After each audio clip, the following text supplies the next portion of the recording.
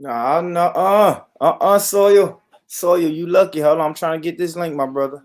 You got this. You got to get on here. This show is. I'm happy you the first one in here today, Sawyer. I am so happy, my brother is the first one in here. You got to take this L today, Sawyer. There's nowhere around that, my brother. When I first heard this, your name popped up, and I said, "Oh my gosh, he got to get this work." It's nowhere around. He got to get this work. I don't know why they ain't letting me send a link like that. Let's see what's going on. There go that link, Sawyer. Come on now.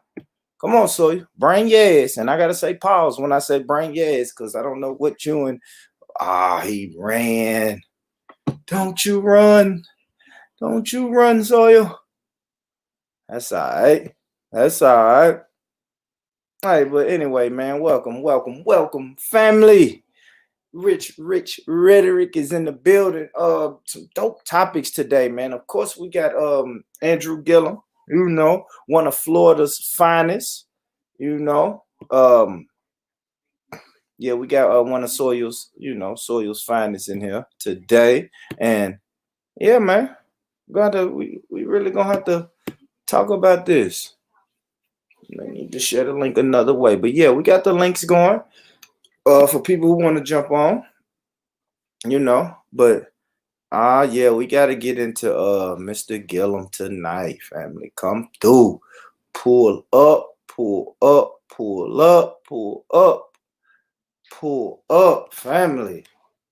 Pull up. Let me play. I know what I can play real quick. We'll play a little. Yeah, pull up, family. We'll play a little video, man. Just a little something. As y'all come in, man, listen, Facebook family, if you're not following the YouTube, if you're not following the YouTube channel, man, make sure y'all support the YouTube family. The YouTube channel, Born Rich Club Films. Born Rich Club Films is the name of the YouTube channel. So I'm a Facebook family. Come on over there. Come on over. I guess I could play one of these little videos, huh? Give y'all a little snippet of this.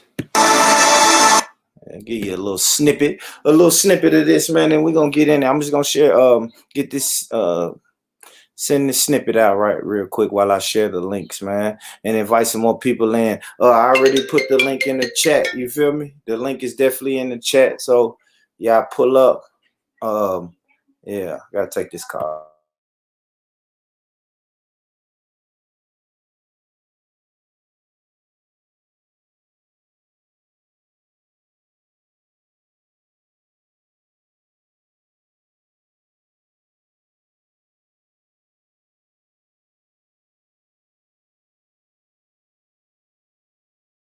All right, yeah, let's play a little. Let's stop sharing that shit. Yeah, let's stop sharing that. But yeah, man, we're gonna get to it today, baby. I hope y'all got them notifications. But yeah, let me share my screen. I'll play a little snippet of this while I share it to a few people. And then, then we're gonna get it going, man. There ain't no reason to hold up anymore. So I'll just play a little snippet. Just play a little snippet of this. We'll go that way.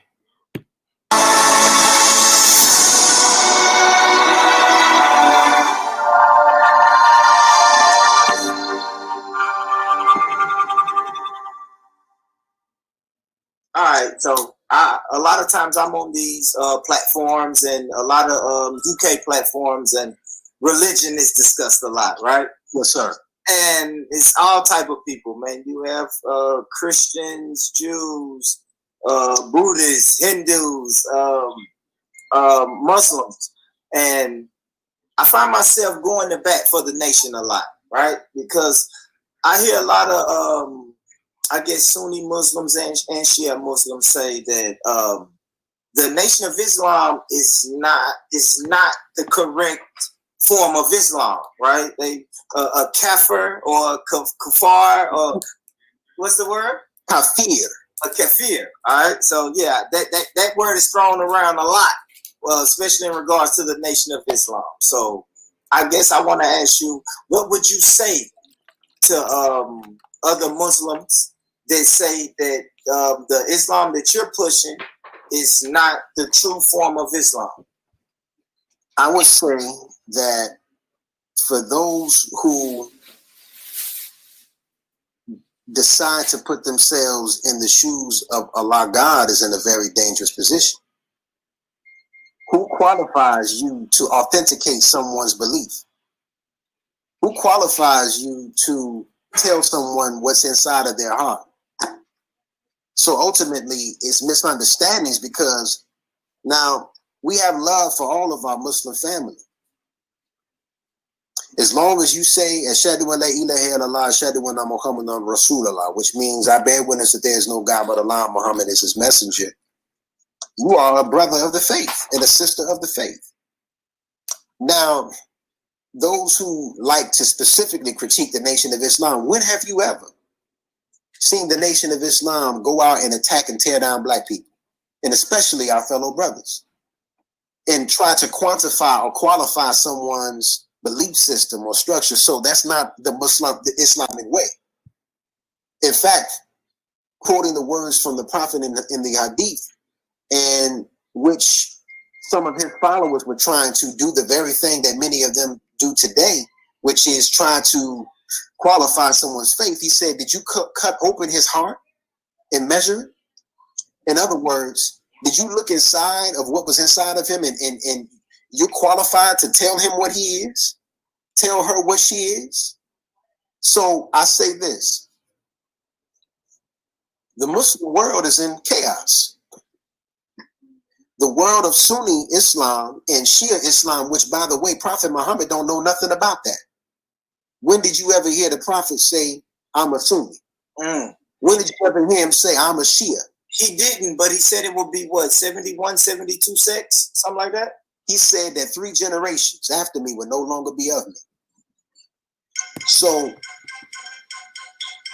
how many generations have passed now since Prophet Muhammad has left the scene? The Muslim world is Sunni and Shia fighting and killing one another. That's not what we preach in Islam. So ultimately, who's to say who is really being a real Muslim and what is really kafir? What is being a disbeliever? What is it that is subscribing that? So ultimately, when you're looking at the Nation of Islam that is standing on the principles of Prophet Muhammad, we're not standing on the principles of Arab culture, because that's not Islam. All right. Okay. All right. That's all I'm gonna give y'all on that, man. Listen, man, I got that discussion. The full discussion is on the channel.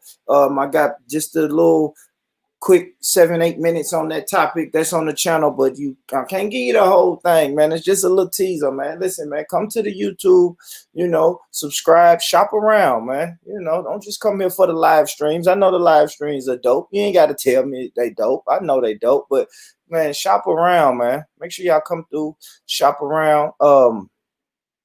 Where we at? What was I just saying? So for the Facebook family, let me drop this for the Facebook family.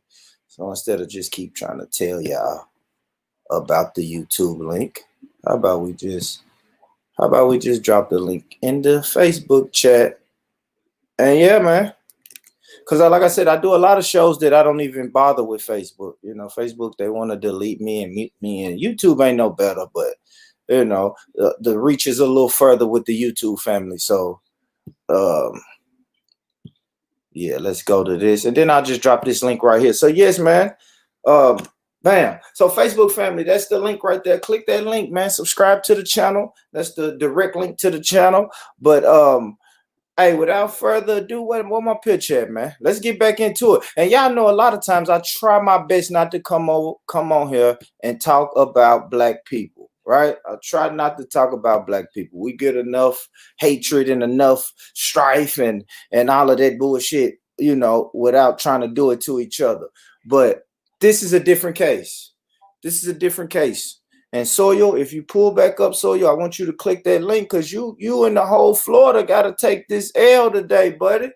You got to get this work, man. You got to get this work. How you doing, brother Eugene?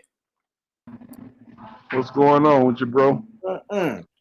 Man, finna expose these liars.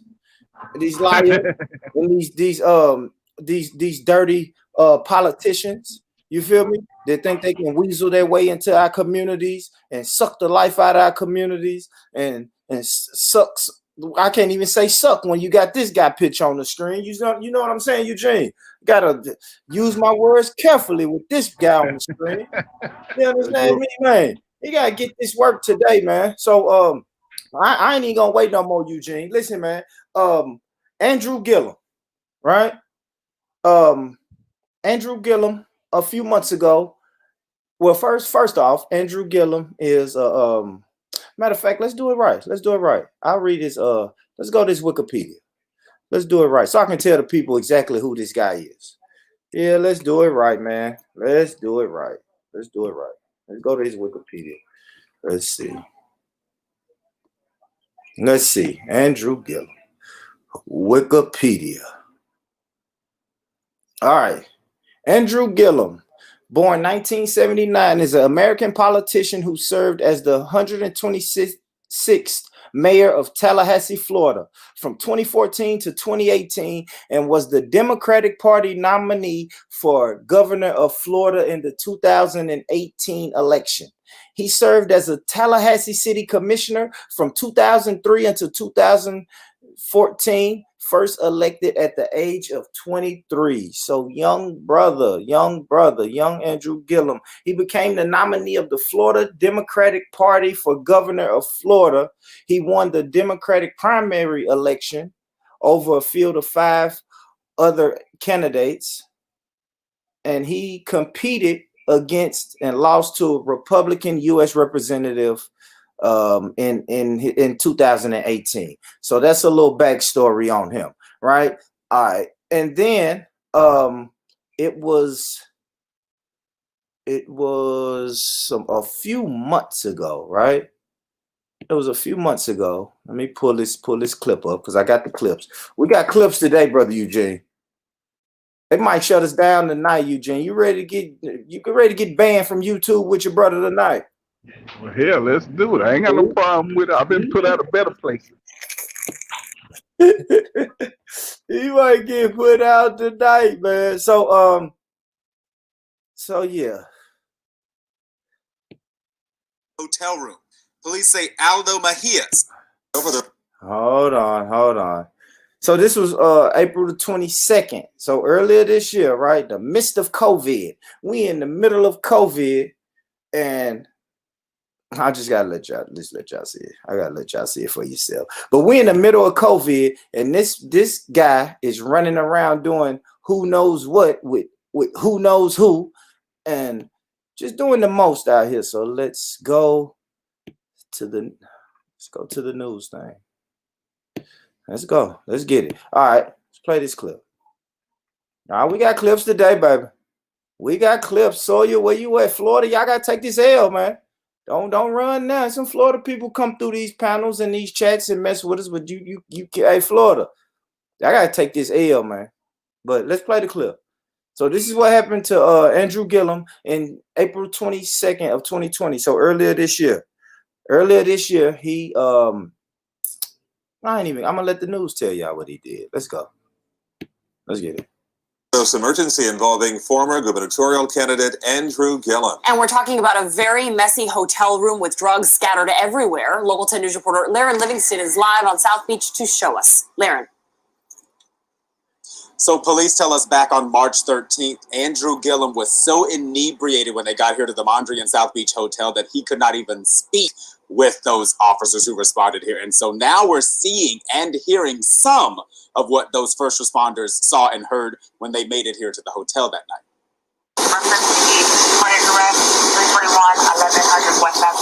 It's around 1 a.m. March 13th. Miami Beach police make their way into the Mondrian South Beach Hotel and up to the 11th floor. The first knock goes unanswered. Seconds later,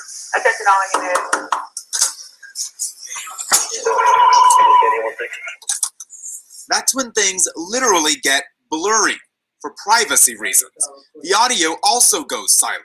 Police encounter a man barely dressed, if at all. You can make out what appears to be Miami Beach fire rescue medics moving around the room. At one point, police direct what appears to be a nude man to the bathroom. He's questioned and later takes a seat. The call came in about a suspected drug overdose. Andrew Gillum, husband, father, and rising star in the Democratic Party, the first black nominee of a major party when he ran for Florida governor, was one of 3 men found inside that hotel room. Police say Aldo Mejias came back to the room where he found Gillum and Travis Dyson under the influence of an unknown substance. Gillum, who'd reportedly been found vomiting in the bathroom, was later allowed to leave the hotel to go home. Police also released these photos showing the mess left behind: stained pillowcases and sheets, pills and bottles of pills. Yeah, they trying to sell unknown substance, man. It was pills and meth and everything in that hotel room. Everything in that hotel room. Florida, where you at, Florida? Where you at, Florida? You got some answering. You got some explaining to do. Florida. Where you at? Filled in various places. Police also removed what they suspected to be 3 small bags of crystal meth.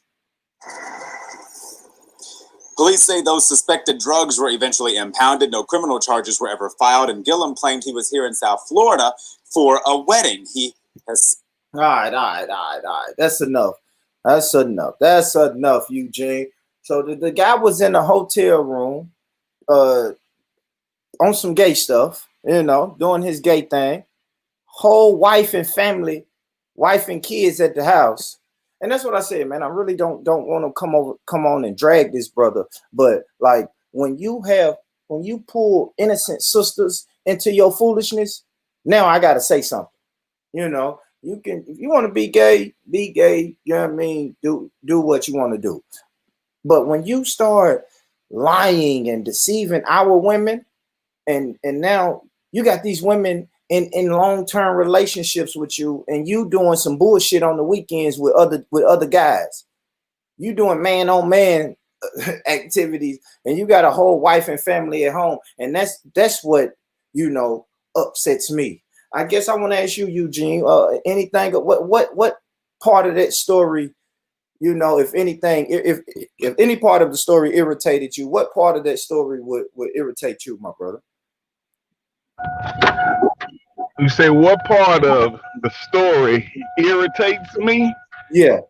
Well, the fact that they said that he's one of the first black up and coming politicians in that area, and then all of a sudden they run in on him when he doing whatever he do. Yeah. It could have been a setup, Eugene. I ain't gonna lie, it could have been a setup, right? But you know how they always tell us, right? Every time I start talking politics with black people, they say, well, a black person could never get away with the stuff they doing. So we know as black people, you're gonna have to walk a tight line. Your shit got to be clean and crispy. If that's the game, if that's the business that you finna get in, that you don't stand a chance. So you're gonna have to have your shit buckled up to a T. You know what I mean? You got to be buttoned up out here, man. You can't be running around doing shit like this, and there is a chance for you to be set up. Now, each and every last one of, well, I ain't going to say each and every one, but most people in all walks of life, especially people who are in high places, I say, they do a lot of behind the scenes shit. Absolutely. A lot of it. Absolutely. So don't get me wrong. I'm not advocating for what his situation is, because I don't do the diabetic thing because I don't got no sugar in my blood. But to each his own. Yeah.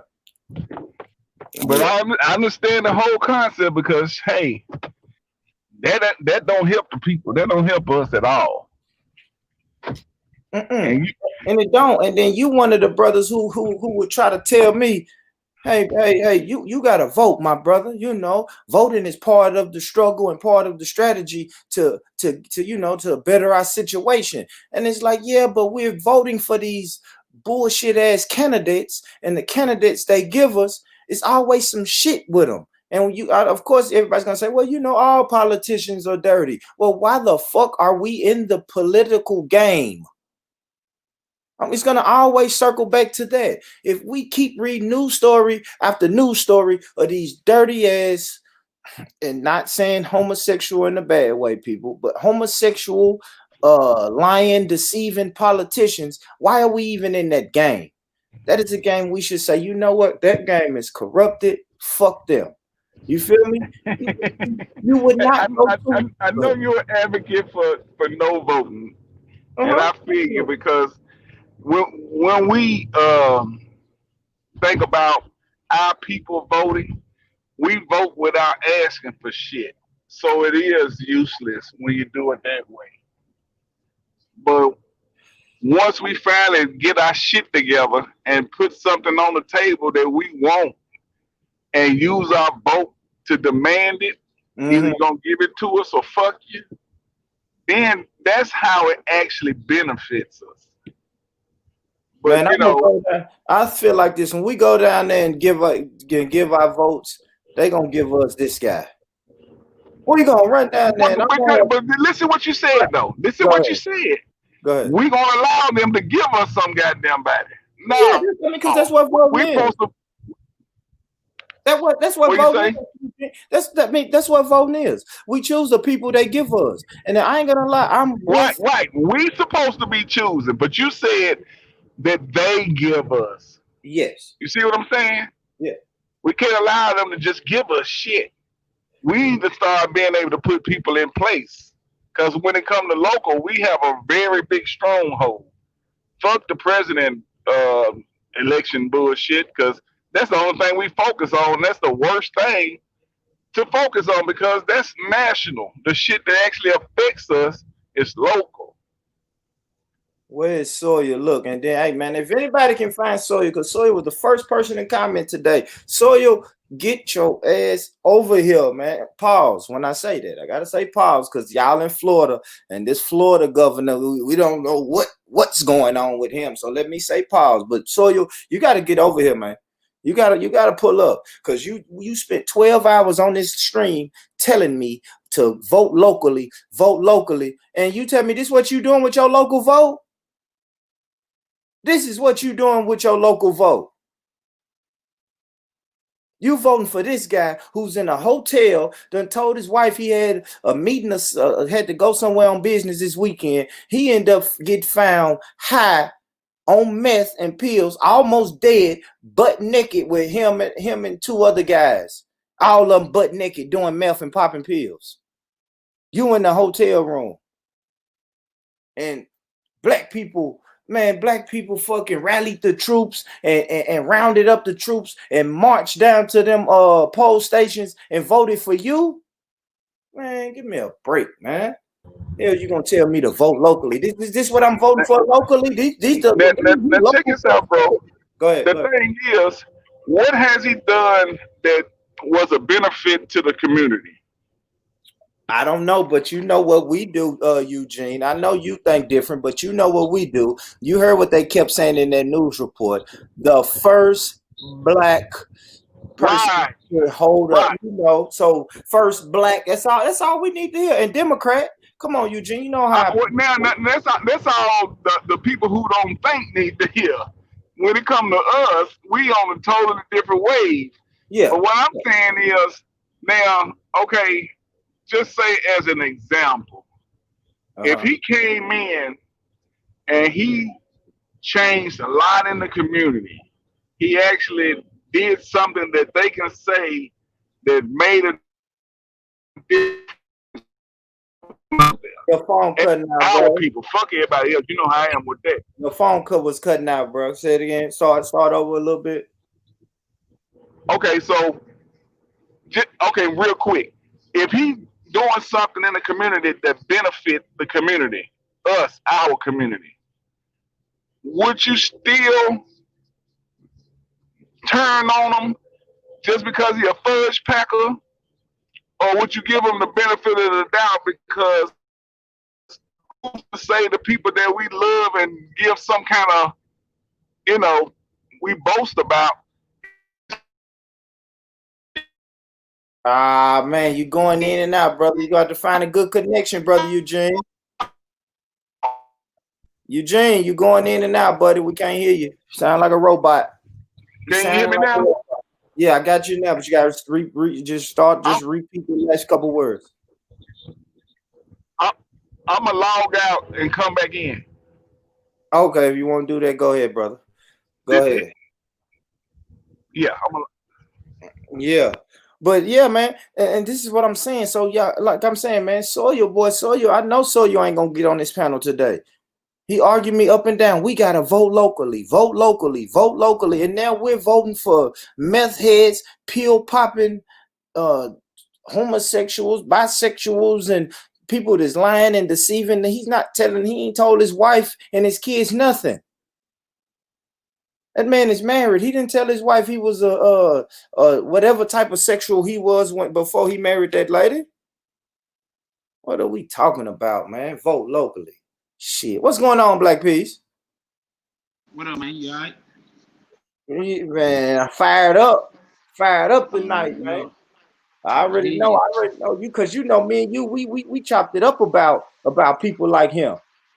See, when the black people say, hey man, everybody should put their money on him, when the news is telling me, hey, black people, y'all should put y'all money on him, I'm like, nah, I'm gonna hold my money in my pocket and observe a little bit. You feel me? You was right to do so.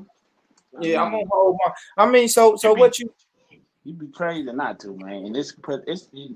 Look, politics always been the same, but in this particular political climate, it's crazy.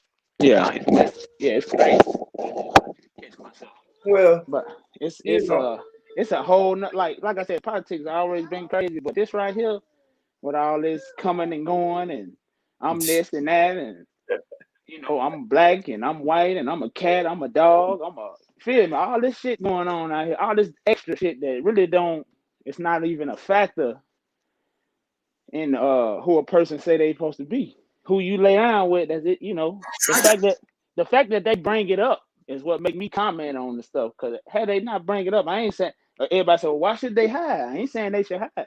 If that's who you is, you'll just be that. Thank you. And that's my problem. That's my problem with this one, Black Peace. Yeah. My problem with this, my whole problem is this, man. Be like you just said, be that. Yeah. Homosexual, transsexual, bisexual, whatever type of sexual you is, be that, man. Didn't you say he was married? Yeah, that's what I'm saying. I'm not in your bedroom. But now, when you are messing with the sisters, because married to a sister, you got kids with the sister, and she didn't have she didn't choose this life. Now, all I was gonna say, if he married, now that's why he ain't come out and let the world know. Cause shit, he ain't trying to let his wife know that he a fudge packer, man. Ain't no niggas doing that. Yeah, then he tried to mask it and say he was bi. Let me let him play that. Let me play that real quick, Brother Jarvis. So let the people hear from his mouth. I can't show the video. Y'all, but this is the audio. The brother who picture I got, Andrew Gillum. This is him talking with Tamron Hall. He did an interview with Tamron Hall, and they dropped on September the 14th. So it's just a couple days ago. This interview dropped. This news dropped. But let's hear. Like I said, for the people who just tuned in, this is Andrew Gillum, one of the high-ranking Black Democratic politicians. He ran to be the governor of Florida, so Florida got to take this L. April of this year, he was caught in a hotel room butt naked. Him and 3 men was butt naked. One man had to call the cops because they were so high off meth and pills that one man thought somebody was dead. So the cops show up, it's 3 butt naked dudes in there with meth and pills everywhere. One of them almost dead, and you got him in the middle of it, butt ass naked. But these are the politicians, man. This is what Florida got going on right now. But I'm gonna let him label himself. Let him label himself right here, man. Here we go. Tamron, everyone believes the absolute worst about that day. At this stage, I don't have anything else to have to conceal. I literally got broken down to my most bare place. to the place where I wasn't even sure that I wanted to live, not because of what I had done, but because of everything that was being said about me. What was most hurtful was this belief that I was somehow living a lie in my marriage and in my family. That was the most hurtful to me, because I believe we're all entitled to mistakes. And I believe we're entitled to those mistakes without having every other respectable and redeeming part of our lives invalidated. And I felt like the love that I have between my wife and I, my family, but most important, the authenticity that I tried to lead with was all in question at this point. And not even in question anymore. Something else had been assumed by that. And to be very honest with you, when you didn't ask the question, you put it out there, is whether or not I identify as gay. And the answer is, I don't identify as gay, but I do identify as bisexual. And that is something that I don't identify as gay, but I do identify as bisexual. Gay, but I do identify as bisexual. Gay, but I do identify as bisexual. And that is something that I have never shared publicly before. Brother Mike, welcome to the party, Brother Mike. How you doing? Yo, what up, bro? How you doing, man? I'm good, man. Yeah. Just checking in on you, man. Listening in, man. Man, my brother, we're gonna catch you up to speed, man. Andrew Gillum, he the target today. Just got the yes, melanated. He is target. Oh, he married too. Yes, he is married. He's married. Now he had to come out and say, I'm a bisexual. Well, you know, he a Democrat, man. What you expect? Shots fired. The only type they look for, the type that can be controlled. So, yeah, but I mean, I guess I go back to you, Brother Eugene. Like, yeah, it ain't no problem what that man do in his bed. If that man want to do that in his bedroom, cool. But I'm gonna say it. I'm gonna reiterate this again. When you start lying to our sisters, our black sisters, and now you're engaged, and now you're married, and now you got kids with this sister, and on the weekends you going, fucking men. You talking about I'm having tonight I'm going out. Hey, tonight I'm going out with the fellas. Nah, you going out with the fellas. You going out with a different bunch of fellas, man. Fucking playing with me, and that's the problem, man. Now you done force these black women into a life that they don't want. They didn't choose this life. They chose to be with a straight black man, a black man that they thought was successful and maybe going places. Come on, man. This is crazy. Well, I'm gonna show you a picture. Let's show a picture of his wife, man. Salute to that sister. I'm gonna play a clip. From her too, from the sister, and you can watch. I'm gonna play it. But let me get to a picture of her first. There we go. Let's zoom in on a picture of the sister. I think her name is RJ Gillum. So yeah, salute, Khaled. Salute, man. Somali brother, Somali pirates in the house. Salute. I bumped down on you earlier, Somali speakers. I came to your channel earlier, man, but I can't understand the language, my brother. You got to get some subtitles or a translator on that channel for your brothers in America, man. Your brothers that ain't from Somalia, man. You're gonna have to get some type of translation, because I couldn't understand some, but I'm sure the conversation was dope. I could tell the conversation was dope. I just couldn't catch it. But all right, so this is a picture. It's a picture right here of his wife, man. You feel me? Nice looking sister. Nice looking sister. You feel me? Beautiful sister. You feel me? Yeah, wide shoulder. She might got a little weight on her. She done had a few kids, you know. Ain't nothing. I can handle her, but it ain't even about that. It's about this is the sister, and you can kind of see it in her face. You can see it in her face, man. You see it in her face, like, man, what the fuck you got me into? We had broke down the Will and Jada video the other week, and Will just had that look like, Jada, what the fuck did you get me into? And that's what she's saying right now. Like, what are you getting me into? But let me play the clip. Let me play the clip. I'm gonna stop sharing the screen because I'm just gonna have to play the audio on this one. But let's play the clip and see what wifey had to say.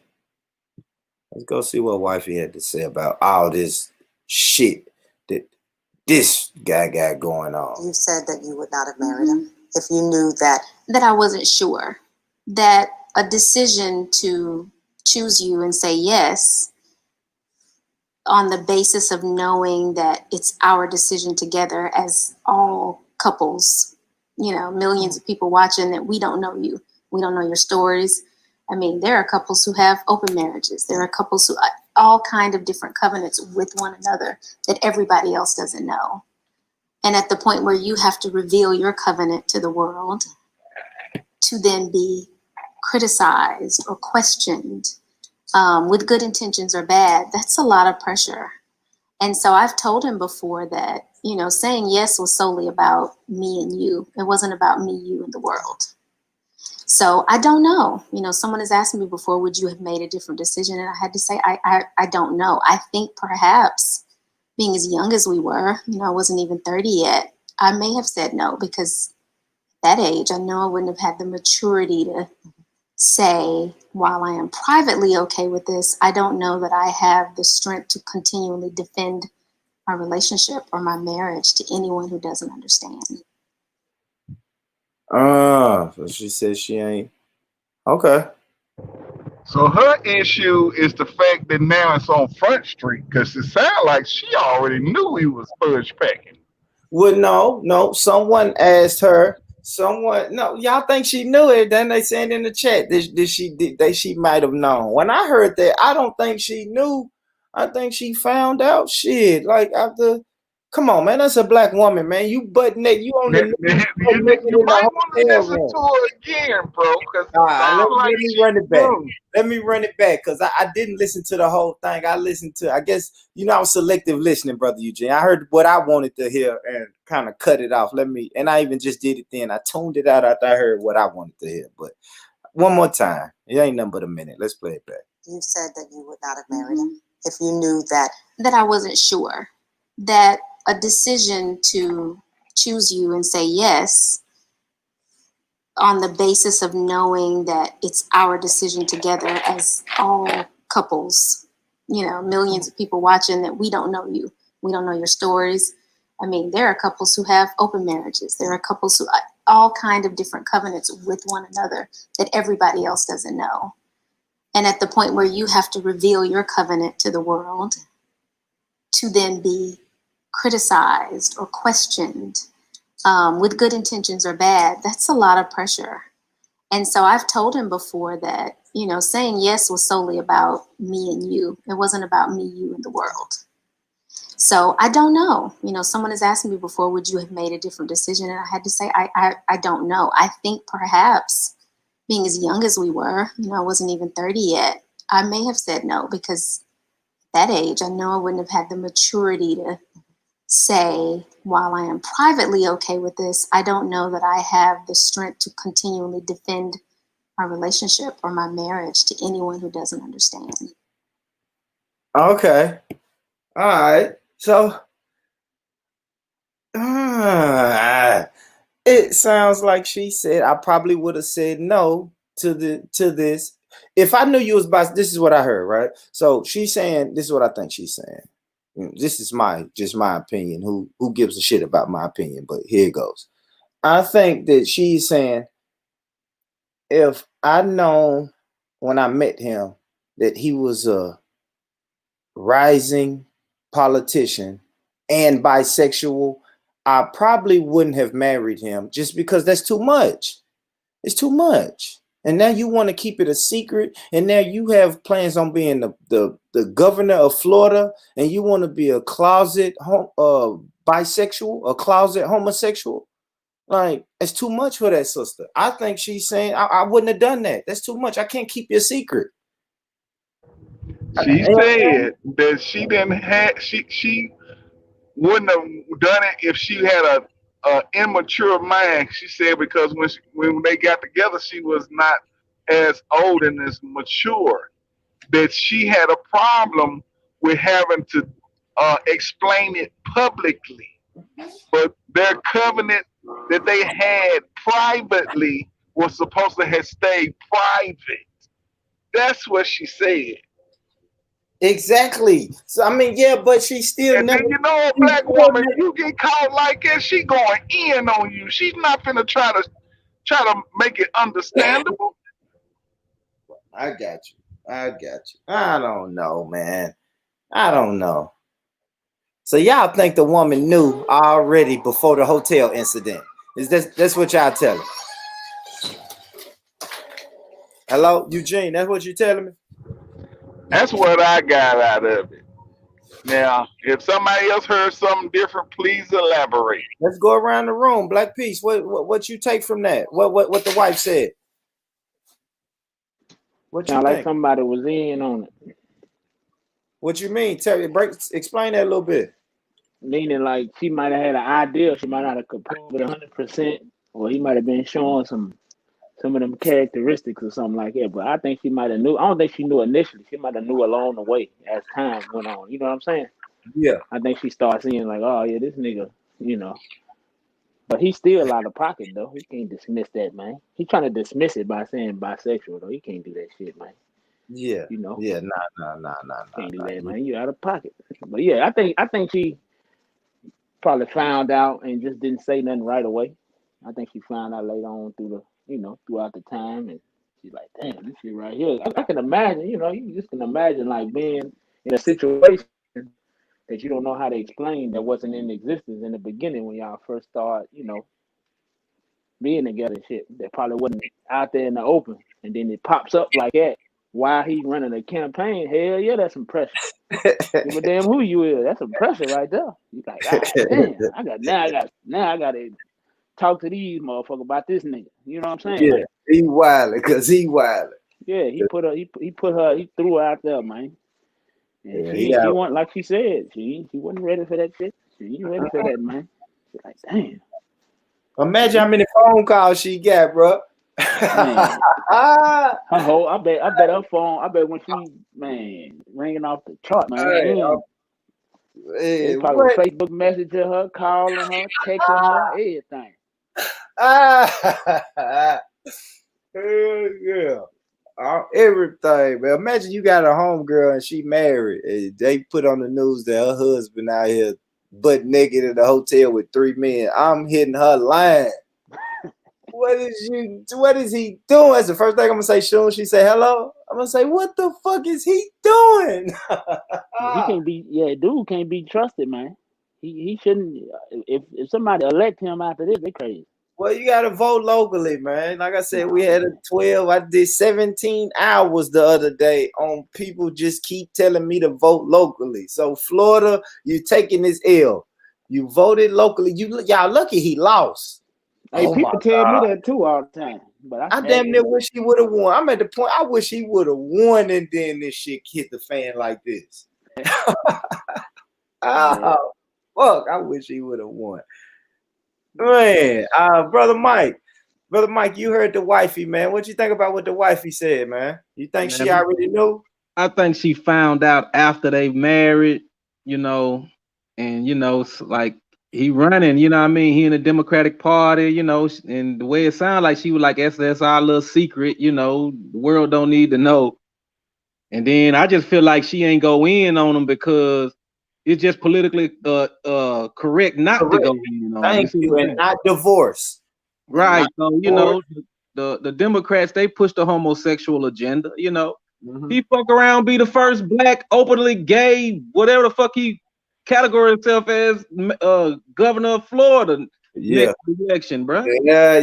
If they put him there, Yeah, he already out in the if they media put right him, now. if they put him there, I'm gonna say this: Florida, you know, with all them, with all the white people in Florida, if it's gonna come down to votes, he ain't gonna win Florida on votes. Fuck that. He ain't gonna win Florida on votes. But you know how I feel about the political system. They put the people there who they want to be there. So if they want to put them there, then yeah. But come on, man. With all them Republicans and you a bisexual Democrat, man, yo, boy, I can't even. I would watch that just for the ad campaigns. I just want to see the A ad few years from now, they're gonna be saying how brave Andrew Gillum is, man. He's super brave. He gonna be brave for getting caught in a hotel room with meth and pills. Hey, And it's funny saying that too, though, because they already is saying that. I was on YouTube. I be watching them live shows and shit, and yeah, old Roland Martin came across, nigga. yeah. You already know he was talking that hero shit, that bravery shit. You know him. He was just he basically was trying to throw it under the rug like it ain't no big deal. Yeah, it's a big deal, partner. Yeah, it is, because you got to bring it's a it very big right. deal. And that's why I'm coming from this angle, brother Jarvis.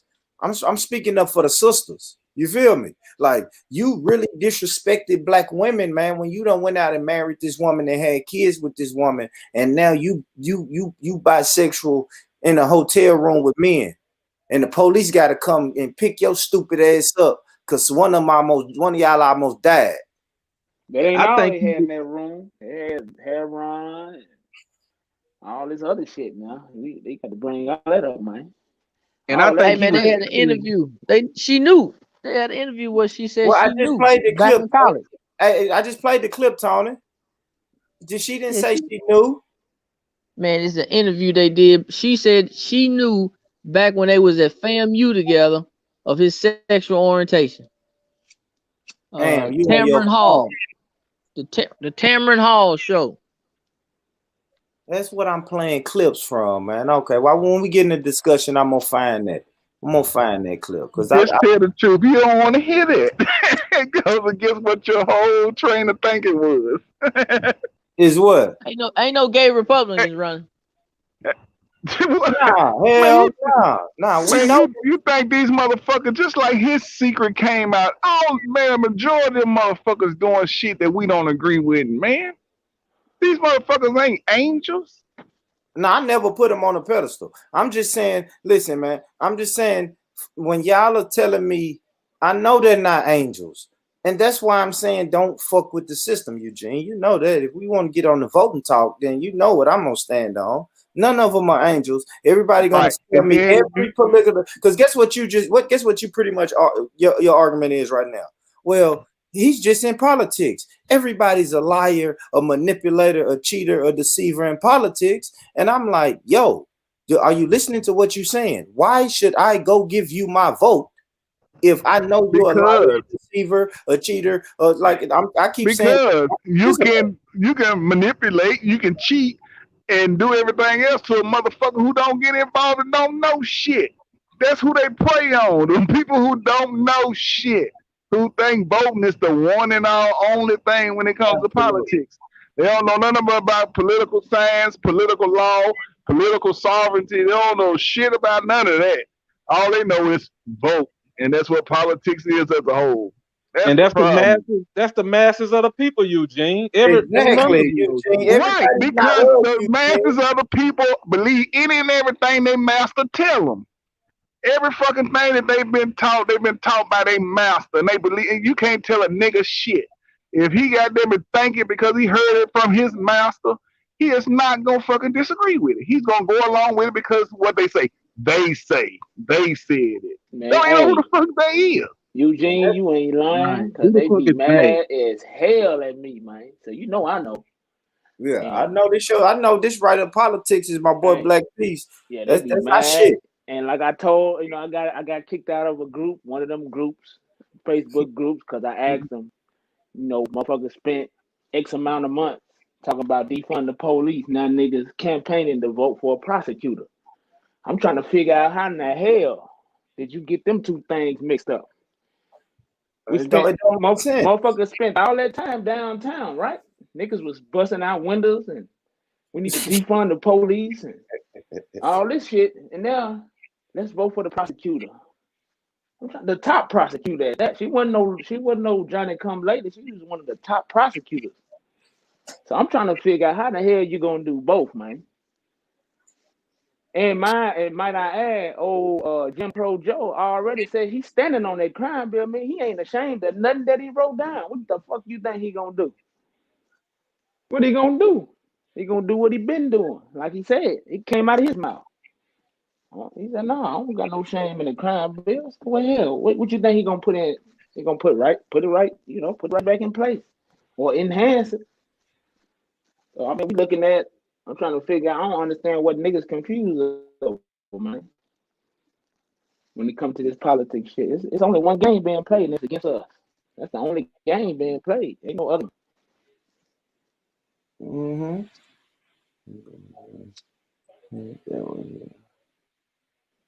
Yeah, I'm just trying to find. I wanted to see what she said. She knew that he was bisexual. We gotta read what she's saying, bro, because she started talking about that she wouldn't have got married if she knew prior to, because she wasn't mature enough to understand, and her only gripe is to have to explain it to people who don't understand, because she's trying to stick in her marriage. But you know how niggas is. Oh, you sticking with this nigga after he got them it on the down low? That's the shit she don't want to deal with. As long as it was a secret, she was fine. Yeah, because I think that's a real question that you should ask that sister. You feel me? That's not a quote unquote dumb nigga question. No, that's a real question. Like, you gonna stay with this dude after he done embarrassed you and your family in this hotel? Like, this is sloppy. It's like she said, some people are in open relationships and they can do whatever they want to in their marriage, man. But if you doing it sloppy, you wildin'. You feel me? I think a lot of people feel like that. Listen, man, you gonna cheat. Men might cheat. Women probably gonna cheat. But when you run out and doing it sloppy and now you on the news with your cheating, I gotta say something. What's that, Brother Tony? What you showing me, man? He said, let me see. But you know, cheating ain't cheating until you get caught, right? What was that, Brother Tony? What was you showing me? Man, I don't know how to share it, man. Not only did she say that she knew about her husband's sexual orientation before they got married, she also defended so many people just don't understand bisexuality. Bisexuality is something different. What's the link? I mean, what's the website? I can pull up the website. What's the link? What's the link, man? Hold on. It's the hold on, let me scroll back. It's HITCtrending.com. HITC.com. I just typed in Gillian's wife, R.Gia, whatever her name is. She's standing by her man, you know what I'm saying? Her job is to fix the mouth, and his job is to take it in the mouth. You know what I'm saying? That's my guy. I knew he was gonna go with the joke. She's the head of the Florida Dental Association, so she fixed the mouth and he take it in the mouth. You know what I'm saying? Hey, he in the hotel room with meth, and they having a wrestling match. Man, what type of shit is this, man? How the hell am I voting local? Democrat? Yeah, Democrat? Only Democrats do that shit, man. I'm voting locally, and he having a butt naked Royal Rumble, and they telling me to go vote for this guy. Man, come on, man, get out of here. And I'm going back to you, Soil. That's why you running, and you won't come on this panel today. Let me drop the link again, just in case, Soil. But I know you ain't coming on this panel today, boy, because Florida gotta take this L. Florida gotta take this L, man. I'm telling you. Yeah, man. Florida taking this L today, man. Andrew Gillum, man. That man out here deceiving the people. He deceiving the people, man. I just think it's crazy, man. Tony, don't you feel like he owe a little bit more to the black woman to not just marry this woman and have kids? She knew. How did he let her down? She knew. She just sat there and said, I don't know if you listening now. She knew before they got married of his sexual orientation, man. Who he let down? Yeah. I don't know, man. I think he let the wife down, man. She knew what was going on. He let the black family down. What black family? His black family. The wife, the Oh kids, man, they knew. They knew what he was. Yeah. I don't know, man. People got to be smart. If she knew, I would just say, family, try to be a little smarter, man. Or know what know what you getting yourself into. All right. How do you reason with somebody that like it in the booty, man? How do you logically reason with somebody that like the pain and the pressure in the booty? Ain't no reasoning with that. I'm gonna brother Mike. You wanna answer that one? Eugene, anybody? What do you say? What do you say? How do you reason with a person who take it in the booty? They like it in the booty, man. He said like it in the booty. That travel states to go get it in the booty. That fly niggas out to go get it in the booty. He flew him out. He flew him out to Miami. It was in the Miami. He flew him out to the big boy hotel for the meth wrestling match. Man, they waited on it. Waited on the pain in the booty, man. All that, man. You can't reason with that. Oh man, bro! Just imagine you calling somebody, flying them out to Miami, and tell them, "Man, we're gonna hit the beach. I got the plug on deck with the pills and the meth, and we staying in the big boy, the big Mondrian. You feel me? We in the suite with it, man. And he called two up, man. You can bring your homeboy too. That's a sick guy, man. That's a sick guy, dude. Where his face at, man? Put his face back on the screen. It's a sick guy. But y'all remember, family, go vote locally, man. Florida. Vote locally. Do whatever y'all gotta Florida, y'all, you know what y'all got in right now? Right now, y'all got a Republican governor in there. Let's make sure that let's vote locally and get him out. No matter if Andrew Gillum is the candidate, family, we got to vote locally and get him out. Get the Republican out of there. So vote local. We know what's this candidate. This candidate, he's not the best candidate, and he's not a saint. We know he's a politician. All politicians are bad and dirty, but y'all make sure y'all galvanize the vote and go vote for him. Democratic, bisexual guy. Wrestler, meth, and his specialty is meth matches. He likes to wrestling match with beds and meth. So y'all make sure y'all go vote, man. That's all I can say is vote locally. It ain't the president gonna change the laws. It's Andrew Gillum locally. You can get some laws changed, man. So good luck with that, family. Good luck with that. I just say, man, as a whole family, we have to be cautious with the people who smile in our face and tell us that change is coming and he's the chosen one and he's going to be in line to make the next move and take the black community to the next level, man. They have to be vetted. They gotta be vetted, man. You can't have no leader or no person we rallying behind, and they got 6-7 months after we done supported them, they gonna jump out and tell us this. I know who gonna be the one who gonna fix everything for black people. Who is that? I know exactly who gonna be the one that's gonna change the whole world. Who is that? Black people. If black people don't change, ain't shit gonna change. I don't give a fuck who in office. I don't care who the superhero to come down the pike. If black people still do the same shit, our condition is not gonna change. It's not gonna come through nothing else but black people. Yeah. Hold on, let me live. Yeah. What up, Leo? What's up, brother?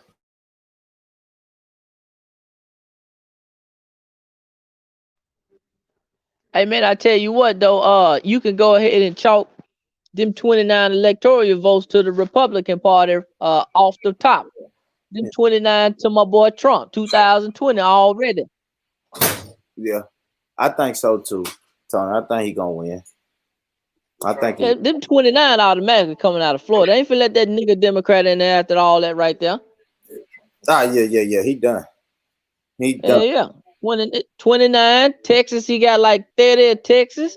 Shit. Looking good already now. And what you did, those are the electoral college votes, right? Yeah. Florida's one of the biggest. Florida. Who voting for Kanye? Adulterer also. You know what I mean? Don't leave that out, man. He is a who's voting for Kanye? He ain't on the ballot. Yeah, I think he is he in on Tennessee. some of them, but he ain't on all is. of them. No, he ain't got. I think he in Tennessee though. Did he get enough on his petition? I ain't know if he got enough. I think that's what I heard. Don't quote me on it. Yeah, I hadn't heard. I remember him like coming here to try to get on it, but I didn't know if he got enough signatures or what. I wasn't sure. So the last I heard was he was here. That was it. And I asked that for a reason, because niggas always complain about voting between the two evils and Democrats ain't shit, Republicans ain't shit. Now, you got a nigga who everybody say that they want to see a black man do something. There's not with no party that really don't subscribe to their way of going, but will ridicule them and down them because how the media portrays them. Yeah. Now all you see is memes of the nigga crying. He needs psychological therapy and counseling and all this shit because that's what they say. And we go right along with it. Yeah. I mean, I don't know. You must be talking to other people on the panel because you know what I say. Of course, you stay at home and just let them do what they want to do. Yeah. Because you already know that ain't our game. That ain't our game. We keep going down there, and they're only giving us who they want to give us there. Now, when we galvanize our people, Eugene, and I respect your word, and you say born rich, I vouch for this brother. I vouch for this brother. He came up from the ranks, and he did this in politics. He done did this in politics, and I'm gonna say, you know what, Eugene, I respect you so much. I'm gonna go get this brother my vote. But until you can do that, Eugene, no, you're right. I'm gonna sit at home. You can call it sit at home. I'm gonna sit my ass at home. Yes, I am, brother. I'm gonna sit at home, and I'm gonna just look at these candidates and say, boy, these candidates ain't shit. And then I'm gonna look and then I'm gonna look and say, look at Kanye crazy ass trying to get in there and steal some votes.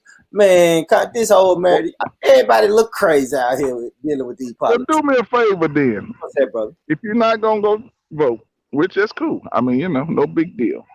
Could you help me study these people that's in that are candidates and nominees?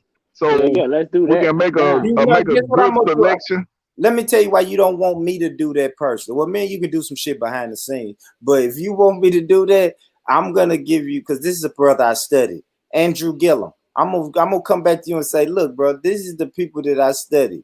Andrew Gillum, right? You're gonna find some of the worst motherfuckers as an example. No, you just said earlier, bro, this politics, all these motherfuckers are dirty. So I'm going to get the dirt on them. That's what I can do for you, Eugene. If you call me and say, bro, here's a list of candidates I want you to go research for me, I'm going to say, okay, cool. And I'm going to come back to you and I'm going to give you all the dirt. I'm going to say, well, this one was caught in a hotel room butt naked with three boys wrestling with meth and pills. All right. And this lady right here, she likes to support the black community, but she also has sex with a bodyguard in graveyards. in cemeteries. You see what I'm saying? Like, I'm like, yeah, I can do that for you, bro. If you really want, if you want me to do You that. just gonna slay Okay. the black people, right? That's all you gonna do. Slay the black man. You slaying the black man. Go slay some Nah, of he them. got slayed. No, he got Oh, He slayed. he he threw the He got lady in slayed. there, the white lady in there to cover himself to Nah, he get got fucked in the slayed. cemetery. He said, man, I'm slaying the black man. This black man got slayed in the hotel who room. cares? Let me show you. Let me show Why you you him care get about what slayed. he do behind closed Nah, doors? we gotta show you him get. Hey, though. I Hey, look. don't think we should care about what he do behind closed Nah, doors. Look. I think didn't I slay. think you might be confusing Can with somebody announcing that what they was doing. See what I'm saying? They put that shit on public TV, so it wasn't a thing where somebody went looking for him and found out because they That's was it. interested. It came on the news, and then he made an Yeah, that's interview, and then fine. all that. Yeah, So he brought it to the forefront as a discussion by going and doing the interview. That's what he was okay. doing. Well, who cares what he do behind closed doors? I Exactly. don't. That's why he shouldn't even be doing the interview. You need to be asking him who cares. He shouldn't be doing the interview because nobody cares, right? So now we're seeing and hearing some of what those first responders saw and heard when they made it here to the hotel that night.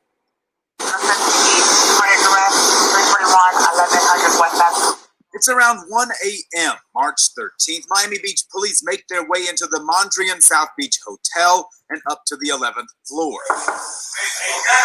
The first knock goes unanswered. Seconds later,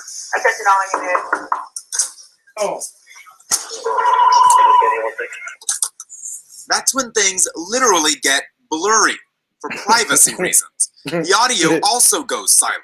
Police encounter a man barely dressed, if at all. You can make out what appears to be Miami Beach fire rescue medics moving around the room.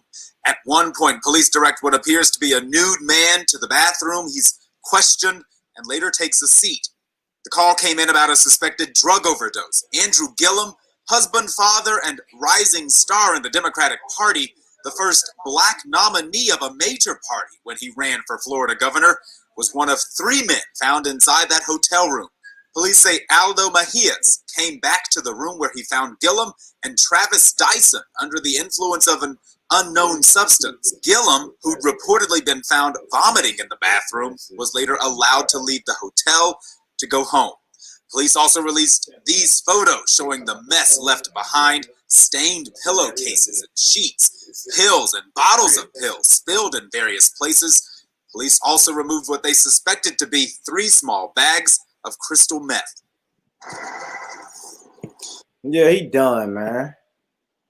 Get him out of here. Get him out of here. Why do I care? I don't care, man. I care because he down here deceiving our women. He out here starting families. That's a sister that I could have had.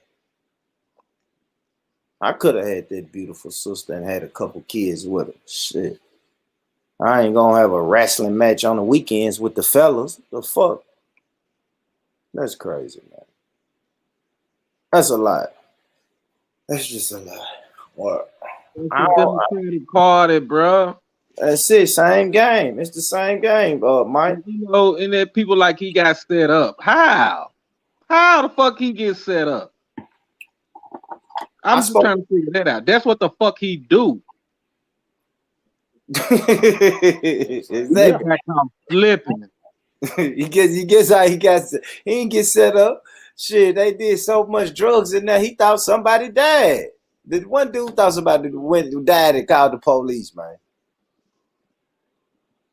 Yeah, to me, anytime you goddamn it decide to step in that arena, you up under that microscope, right? You a nigga, so you know you up under the microscope. That's 2 right there. You know what I'm saying? That's off top. Nigga, you know your presentation a motherfucker, man. You can't be running around doing that type of shit, man. You can't be no hotel doing no cracking method. You can't be doing that shit, man. Talking about who cares. You want to represent somebody, but you can't do both. Which one you want to do? You want to live that life, or you want to come over here? You know, all that going to hotels and doing meth. You got to cut that shit out, man. You can't be doing both. And I think he got that shit mixed up. And niggas justify shit like that. And that's why they think they can do both. That nigga embarrassed, and he should be. That nigga ought to be ashamed of himself. Yep, You know, he should be. running around here like that. You nigga got kids out here They go to They school. embarrassed. Now the kids embarrassed. You got a lot of people, you know, his choices just like any other stupid decision a motherfucker make gonna affect, you know, people around you. So no matter what it is, it's the same, you know, same effects, man. Niggas, you know, you embarrassing people out here, man. Bullshit. You know, that nigga ain't doing nothing but bullshit. That's all that is. I ain't trying to hear that all this philosophical shit. That nigga got caught up, like her said, because that's what he do. That's what he do. He ain't no telling how many weekends he been up at that damn hotel, man. When the suck ass supposed to be at the house. That's where he supposed to be at. Hell, you doing at a hotel with some escorts. You out your goddamn mind, man. Some boys. Supposed to have your ass at the crib, man. You tripping. Fuck you doing? Ain't nothing to do out there. Fool ass nigga, man. Don't nobody say that's one fool ass nigga right there, man. Yeah, man, that's it, man. Just he can't be trusted, man. He can't be. You can't trust no nigga like that. All right, so let me ask you this question. I'm going going all around the panel with this question. So Melanated Goddess said, does the panel feel that what is done behind closed doors speaks to a person's values and morals? It can't, depending on what that is. If you just talking about somebody drink a glass of wine behind closed doors, well then I mean that's. But if you talking about, it depends on what you talking about. To me, it depends. Meth matches. I'm talking about meth matches. Yeah, that's a direct reflection. That's a direct reflection of somebody's character right there. It ain't no ifs, ands, or buts. You doing shit like that. Yeah, you got very, very low expectations of yourself. When you go down that way right there, that's what that means. What other reason would you be there? Yeah. What other reason is it? It ain't one. That is a good question though. What is done behind closed doors? Does that speak to a person's values and morals, Brother Tony? Man, y'all ain't looking at the severity. I know. Answer the question first, and then then you can go right back to it. Just answer the question. Do you think what a person does behind closed doors speaks? Oh man, no, man. Look, if he was just gay, that's his thing, man. But he was wanting real punishment, man. He taking pills. You know what pills do, man? The pills loosen up the rectum. That methamphetamine, that put him in that hyperdrive. Man, that's real punishment he was asking for right there, man.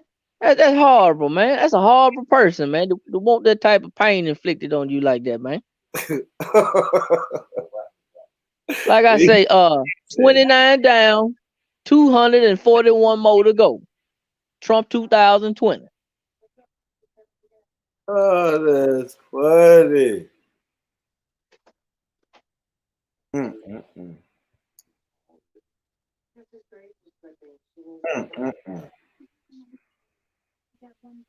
That's a hard 29. Y'all just lost them 29 votes right there, boy. Y'all can kiss them goodbye.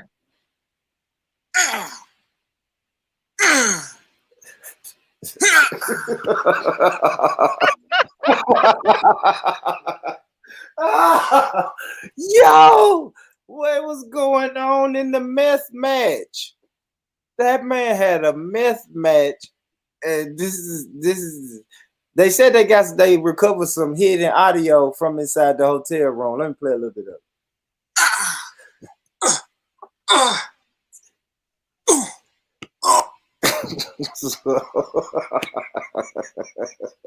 Sawyer. Sawyer. Nah, that's me trolling. That wasn't hidden audio, y'all. That's me trolling. That's me trolling. But Sawyer, my boy Sawyer came in here. So yeah. So Andrew Gillum, man, now he came out and said he's bisexual. I'm gonna ask you this. I'm coming straight to you then, Brother Mike. Fuck it, let's get to it, man. Do you think what that man does behind closed doors, him being bisexual, does that speak to his values and his morals? See, man, I look at it different, bro. I expect that type of shit out of a nigga because he in the fucking Democratic Party. That's what you keep saying. I got you. I feel like if they in that party, they bound to do anything, man. Yeah. That's the agenda they push. They push the gay agenda. Bayern Rustin.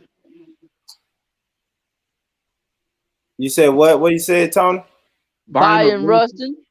Bayern Rustin, man. The nigga that tutored, that was the mentor for Martin Luther King. He keep trying was to a blatant, he keep trying to say flagrant homosexual, man. him, man. You trying to say what? He was gay? You remember Tony been saying him Flagrant. and Brian Rustin had a affair or something, him and King, man. Yeah, he was saying. Man, they caught Bayern Rustin having sex with a prostitute in the car during the campaign, man. And it was a white boy too. It wasn't no woman. There you go. He got caught with a white boy out there, and that when the FBI got on his ass and started that in them and shit. Yeah, I read about that shit right there. Yeah, that nigga was gay as a motherfucker, man.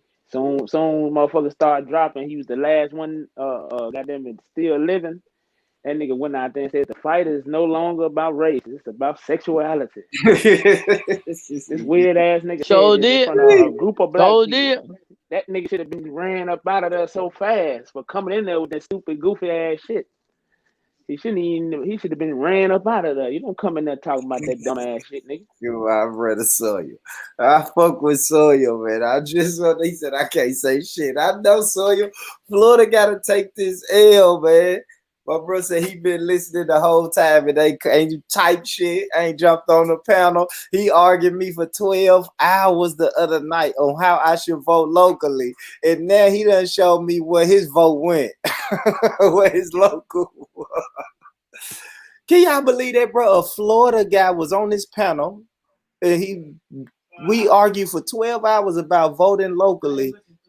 And the person that he voted for locally. Hold on, let's go back to the hotel sound. He in the hotel with 3 men doing meth and pills, and this is the audio.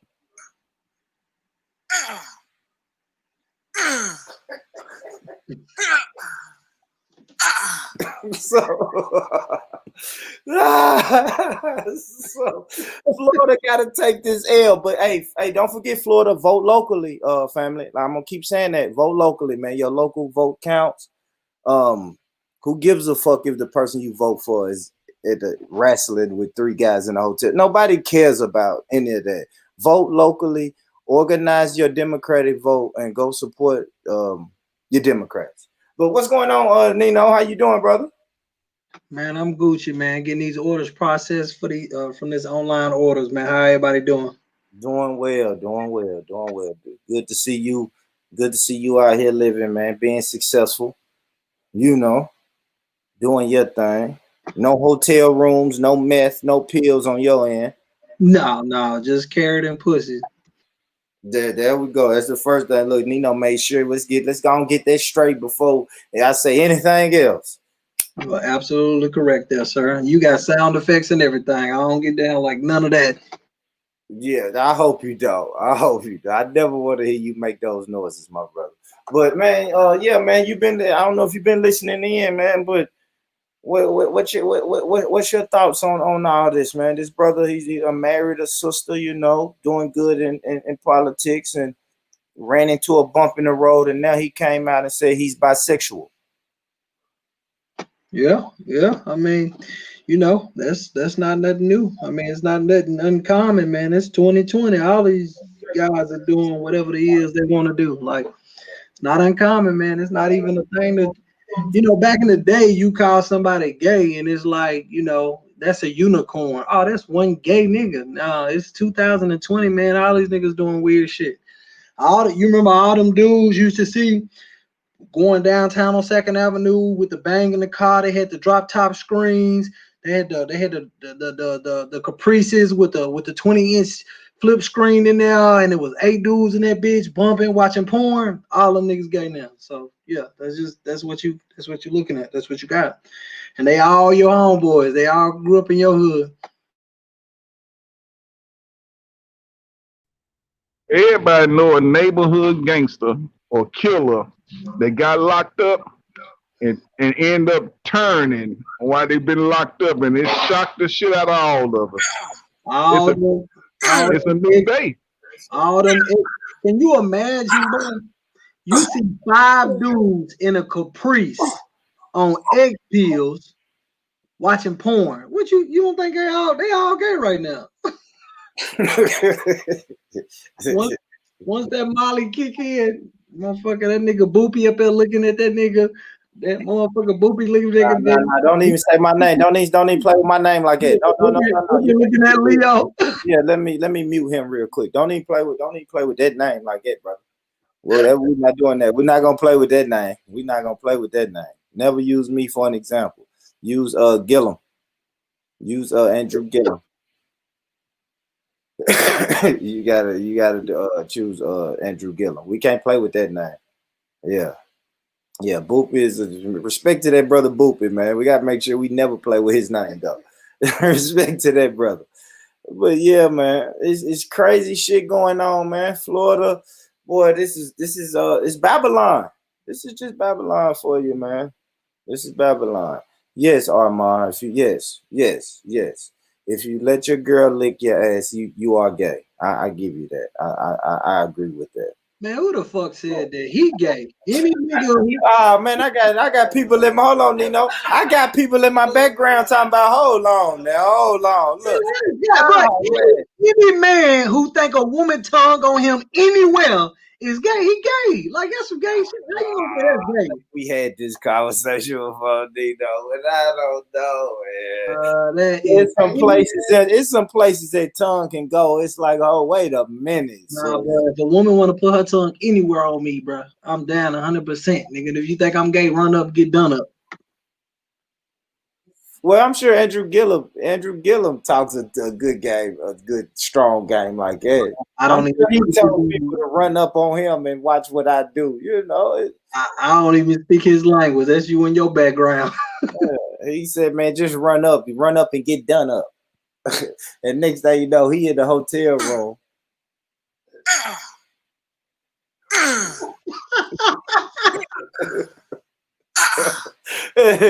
Get out of here. And that's what I think about a lot of y'all trolls. A lot of y'all trolls on the internet. Y'all was born rich this, born rich that, and then you go to a hotel room with 3 men at the end of the night. Shut up. Man. Oh man, this is crazy. This whole story is crazy, man. I think it's wild, man. I think it's wild. It's a wild story, man. Fuck it. I think that's it on that. I might come back to that. Let's get back to this one, man. Brother Jarvis, our main man, your homeboy is back at it again, boy. Your homeboy back at it, Black Peace. Who that? Peace. Your man, your homeboy, right there with the W. He taking home the win, ain't he? Hey, tomorrow. That nigga right there funny. Hey. Oh, Benjamin Crump strikes again, family. Mr. Settlement, man. Mr. Settlement, man. Settlement, man. Yes, he settled again. Breonna Taylor, man, rest in peace to the sister. Y'all know that was the sister that was murdered by racist cops in Louisville, Kentucky, and she she was murdered, and then that's why a lot of protests popped off. She was part of the George Floyd, Breonna Taylor, say her name, get the cops convicted.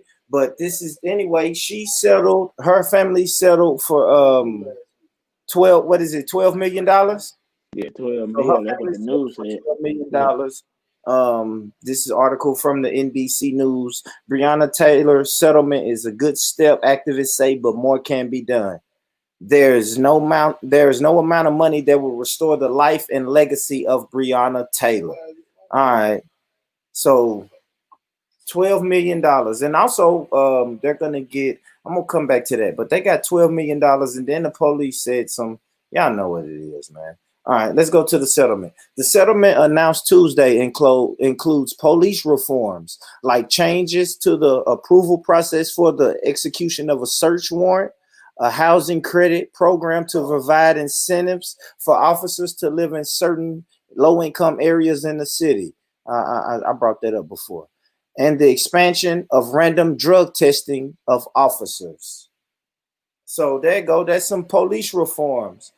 You know, cops kill a black person, and what we get? Police reforms. No, you tell you what all that is just code words for more funding. That's all they just got.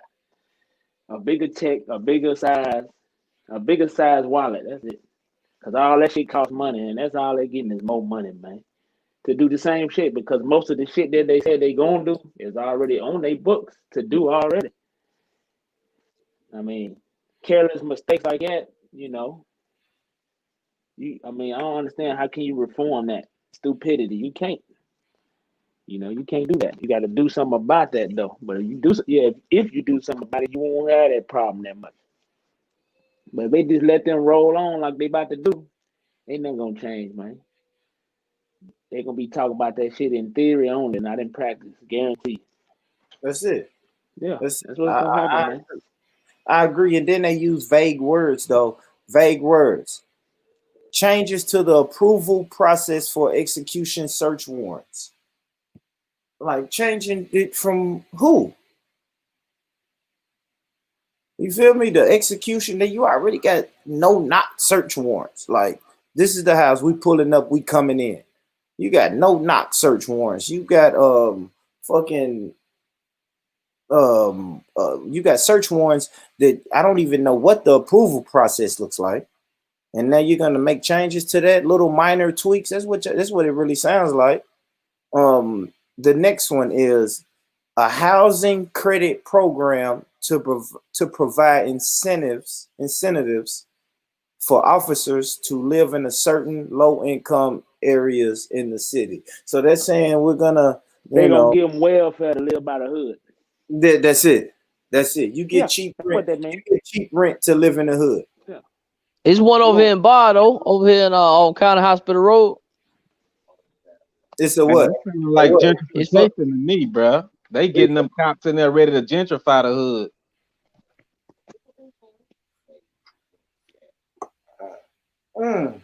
What you mean? Explain that.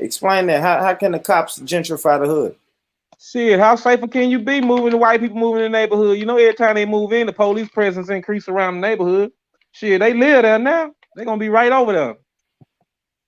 Kicking it. Okay. I like that. But I always said that I think that it would be a little better, and I feel like it will hold a little bit more accountability if you did live in the area that you protect. Because that way your kids go to school with the community. Your kids go to the grocery store, the corner stores, the restaurants with the local community, and then that way you're not looking at the local community or a different community as animals. You feel me? You're gonna have a better relationship with them. You can build a better bond. Yeah, I don't think that's even the problem. The problem is the incentive. You giving them money to come somewhere. You paying them. They're not doing it because that's where they want to be at. You know what I'm saying? If they want to come build a relationship, they can come move on their own. The police, and that's not defunding the police. But go ahead, Black Peace. Go ahead. No, I'm just saying, like, if that's what if they really want to, as they say, you know, about the community they serve, come move over here on your own. Once you find out where you're working, come buy your house over here. Then, if that's what you really want to do. I mean, you don't got to. I'm just saying, if that's what you want to do, if that's what you say you interested in, do that then. You know, they shouldn't have to pay them to do it. The hell, I'm paying you to come do something you can do on your own. You know what I'm saying? So it don't make sense. The incentive part needs to be taken away. So yeah, I wouldn't do that. That's a dumb ass choice. Yeah, I can agree with that. We don't want them they don't want them in the neighborhoods anyway, man. Why would black people want a cop living in their neighborhood? You don't think it will build the relationship? You don't think if that cop goes to school, if that cop daughter goes to school with your daughter, then and that cop is at the same grocery store, that cop moved next door to you, you build a relationship with that cop, bro. The only thing gonna happen is that cop house gonna get shot up. That's it. Cause shit ain't gonna change. Like he say, they paying them to do this shit. This shit ain't gonna change, man. What kind of relationship you gonna have? A bully relationship? All the motherfuckers on No, power. it would eventually be your neighbor. You will have a neighborly relationship. He's gonna come in your. It's gonna be a police motherfucking state in your neighborhood when he come in there. It ain't gonna be what you think it is, man. Look, Martin Luther King talked about the burning house, man. What are you talking about? What I'm saying is, Mike, look, listen to me, Mike. I think you put the cop in the community. Now he's a part of the community. He don't want to live nowhere where he don't know his neighbors and he can't speak to his neighbors, and then their relationship could turn into y'all hanging out. Maybe, like I said, y'all got daughters that go to the same school. You start talking to the cop and realize, because hopefully black cops will take advantage of this, right? Yeah. So See, the black cops in the community, you talk to the black cops and be like, bro, you know what I mean? Like, bro, your people tripping. See, Booby, I think the one thing I think we fail to realize when we talk about what you're talking about right now about black cops, white cops, people being cops. Well, I think what we fail to think about in totality, it takes a certain kind of nigga, a certain kind of person to want to be a police officer. It takes a certain type of individual. You don't know too many street niggas that woke up one day and said, I'm gonna go be a police officer. You don't see too many black folks running to be a police officer, not because they don't want to protect and serve their community, but it takes a certain kind of motherfucker to be a police officer. Just like it takes a certain kind of motherfucker to ride a motorcycle, it takes a certain kind of motherfucker to jump out of an airplane. It takes a certain kind of person to want to be a police officer. It's not coincidence that all the black people you know that are police officers all talk the same. They got the same background. It's no coincidence. So when you say put a police officer, bro, at my office, it's two sheriffs. They live together. They live right over here in the same area I live in. I ain't never seen them. I don't never talk to them. I only talked to him one time because he had a motorcycle he never rode. I pulled up on him, was like, hey, yo. And I didn't even know he was a police officer. I said, hey, yo, how much you selling the motorcycle for? You never ride the motherfucker. That's it. He don't know me. I don't know him. If it wasn't for me seeing him with the damn motorcycle he never ride, I would never know he was a sheriff. So I say that to say, putting him in our environment doesn't change anything because they don't change. Their upbringings don't change. How many people you knew grew up in the projects with us that ain't never sold drugs, never did nothing? They probably hung with white people, but they lived in our neighborhood. It takes a certain kind of person to be a police officer, man. It ain't got nothing to do with what color you are. It just takes a certain kind of person. I mean, well, even white though, but I still feel like when you move into a community, you want to be a part of that community. You got to go to the grocery stores in that community. You're going to the restaurants in that community. You're speaking to neighbors and chopping it up with your neighbors. You feel me? Now, if it just happen to be a white, even a white officer, now he in the neighborhood and now he my neighbor. And I may have a motorcycle that he want. And he come over and say, hey, how you doing? That's Debo. When you out there kicking it, having your 4th of July get together, whatever you do, grilling, late night, here he come with the bullshit. Don't nobody got time for that, man. And I don't think that's the damn answer either way. And they know that ain't the answer. Well, I just thought it was a thought. Like I said, I'm gonna let you go. I'm gonna let you come right in, Eugene. But this is it. When I read this is something that I had suggested before. I'm listening to y'all arguments against it, but I did make this argument before because they were saying, why would an officer who fucking lives in the suburbs, why would he want to come and move to the areas that he patrolled? And hey, I'm gonna say this right quick. I'm gonna let you go, but you know they tried that in the project. They tried it out south and they tried it out west. The cops was living there. It didn't do us no good, bro. It was just miserable. Then they started to open up the stations in the project. Okay, I see what you're saying. No, only thing I'm saying is this. First of all, we got to stop the misconception that police officers get paid enough not to have to live in our neighborhood. They don't get paid that fucking much. Like, exactly. Unless you're a deputy of a sheriff, we got to stop saying dumbass mantras. They don't get paid enough to not have to. They live in our neighborhoods. They just don't live in the area we live in. They might live in the new Lishi Avenue. They might live in the outskirts of Antioch, but they still live in our fucking neighborhood. Like, y'all gotta stop saying it. They live in our neighborhood. Trust me, they do. Yeah, but you saying it like that, but not saying it like that. You know, they're not forced to go to the same grocery stores and corner stores and liquor stores we go to. Now they're gonna live far enough to not go to the same Kroger's and Publix as you. Now, what I mean by that is, like, right now, I know people who work at Nissan that live outside of Manchester, Tennessee. Right? Like, the environment that they grew up in, isn't the same as the environment we grew up in. But guess what? The cost of living is the same. They choose not to live. They choose not to live in our neighborhood. But guess what? The reason why they choose not to live in our neighborhood, the same reason why that dude that lived in the same projects as you chose not to hang with you, because they are a certain type of individual. Like, I'm just saying, you got to think about it, man. Like, okay, ask yourself this. Every time something happened and something happened, a black person get killed or something, who do CNN tag to come on live to talk about black people and talk about what black people think and how that sheriff, what's his name? I think he got fired. Sheriff Clark. Yeah, they bring him on. You know why? Because he's black. But when he talk, me and you know, he didn't know with us. As soon as he go, look, let me tell you exactly what happened, man. We automatically know he didn't grow up in our neighborhood. That's a fact. Right.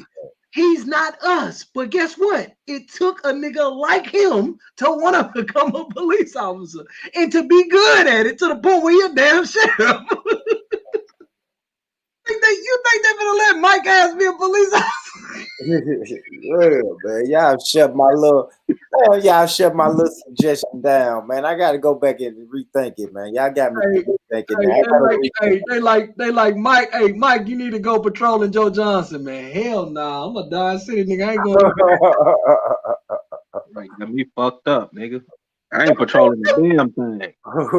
Hey, you remember? Hey, I grew up on North 2nd. In North 2nd in Lane Garden, they used to tell us all the time, "Don't take your ass to the bottom." I'm like, nigga, ain't that out east? For real, that was stupid, wasn't it? That was stupid. For real though, man. Them cops, man, that nigga gonna see you, goddamn it, walking down the street. He gonna be like, man, I can't neglect my duty. I'm a peace officer. I'll get fired. And you like, man, you can just look the other way. Ain't nobody but me and you. I can't do it. Gonna take your ass to jail. Yeah, because it's I don't think if y'all building relationships and this man is building relationships, like I said, he's going to the school, he's involved, him and the wife is involved in the school, the parent-teacher meetings, and now you seeing him, your wife see his wife on a regular basis. Now they working out together. Man, I'm telling you, man, that shit could work, man. That shit could work. I think it could work, really. I don't know. I'm gonna tell you why that's a problem. Go ahead, bro.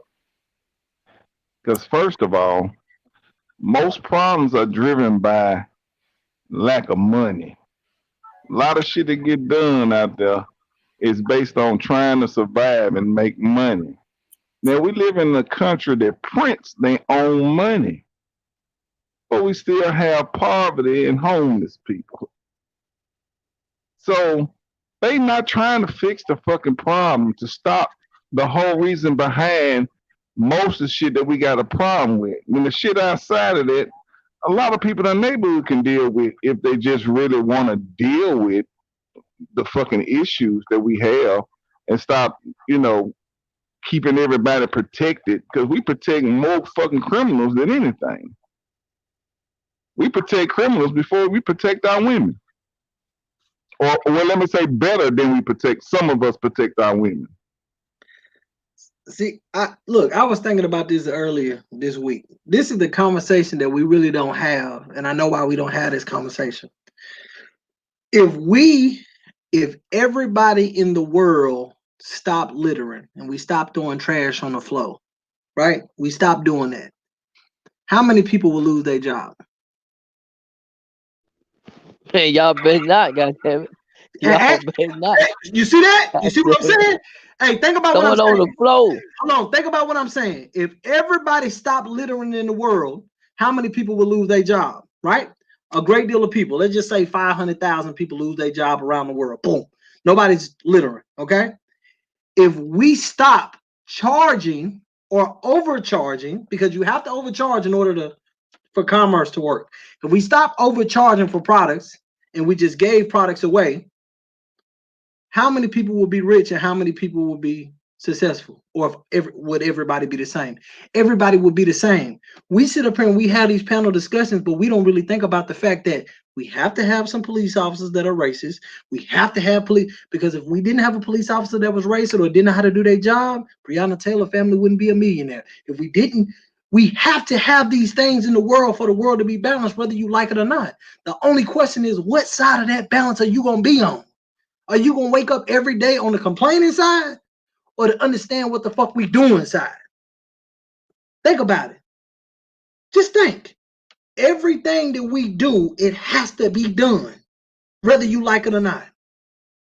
He has to build a wall. He has to talk about building a wall. He has to talk about immigration. He has to do that. If he don't do that, and everybody thought alike, everybody did what was right, it would be no reason for prisons. If they let out everybody in prisons all around the world would be overpopulated like a motherfucker, right or wrong.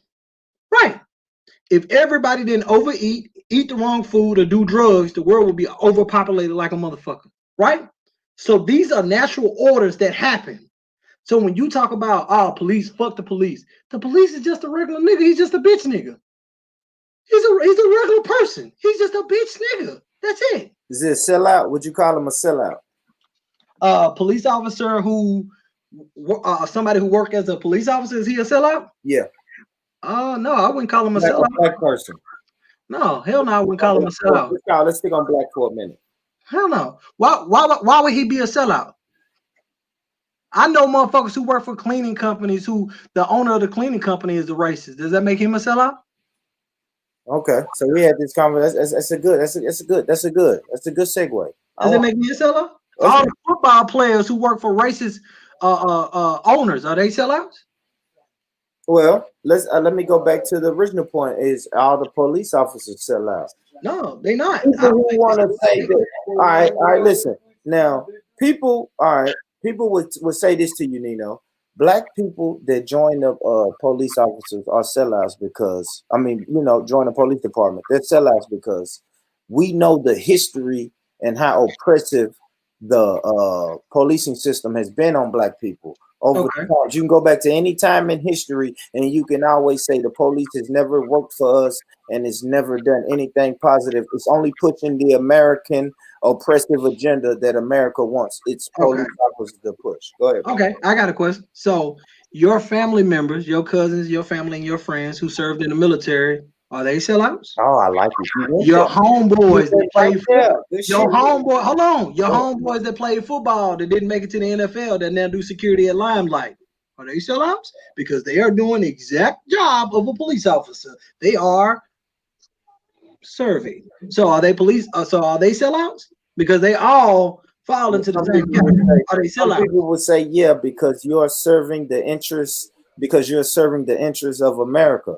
Now, America goes around the whole, and this, I'm just saying, this conversation came up earlier when I was on the UK panel, and it was good to hear from people all across the world. You feel me? And people all across the world is going to tell you that America is an oppressive regime. They go to countries. Some of these people who I was talking to earlier was like, America came to my country, killed innocent women, children, and babies. And yes, if a black person in America joins the American army, they are fucking sellout. So, I look at it different. I look at it like this. I used to work at a call center. It was a badass light-skinned girl that worked at the call center. I'm talking about she was gorgeous. I only seen her every now and then, every blue moon. I only seen her. But when I seen her, I stared at her. I swear to God I did. Mm-hmm. One day, I got to work, and everybody was running around talking about how this one girl got like 9 supervisors fired for selling pussy, sending text messages. I'm like, ooh! Found out it was her. I'm like, what the fuck? I never seen her naked or nothing. Every woman that I talk to say, yeah, I heard about y'all up there. Y'all up there fucking on the job and y'all doing this. Nigga, I wasn't even there. I don't even know what happened. Essentially, what we do is we see a black person that's a police officer and go, you know what the fuck they be doing. Nigga, he probably was off that day. That nigga don't know nothing that's going on. All he know is I gotta stand here and listen to you defile me, talk funky to me for this check. The same reason why the next nigga gotta go clean a building for a check. The next reason why the next motherfucker gotta play football for a check. That's a job, a job. You know how I know it's a job? Because you gotta fill out an application and start working at that son bitch. You can have a GED and be a police officer. That's a goddamn job. Why do we look at it and go, oh, he a sellout because he a police officer? So are you trying to tell me that Thurgood Marshall was a sellout? Are you telling me motherfucking Malcolm X was a goddamn sellout?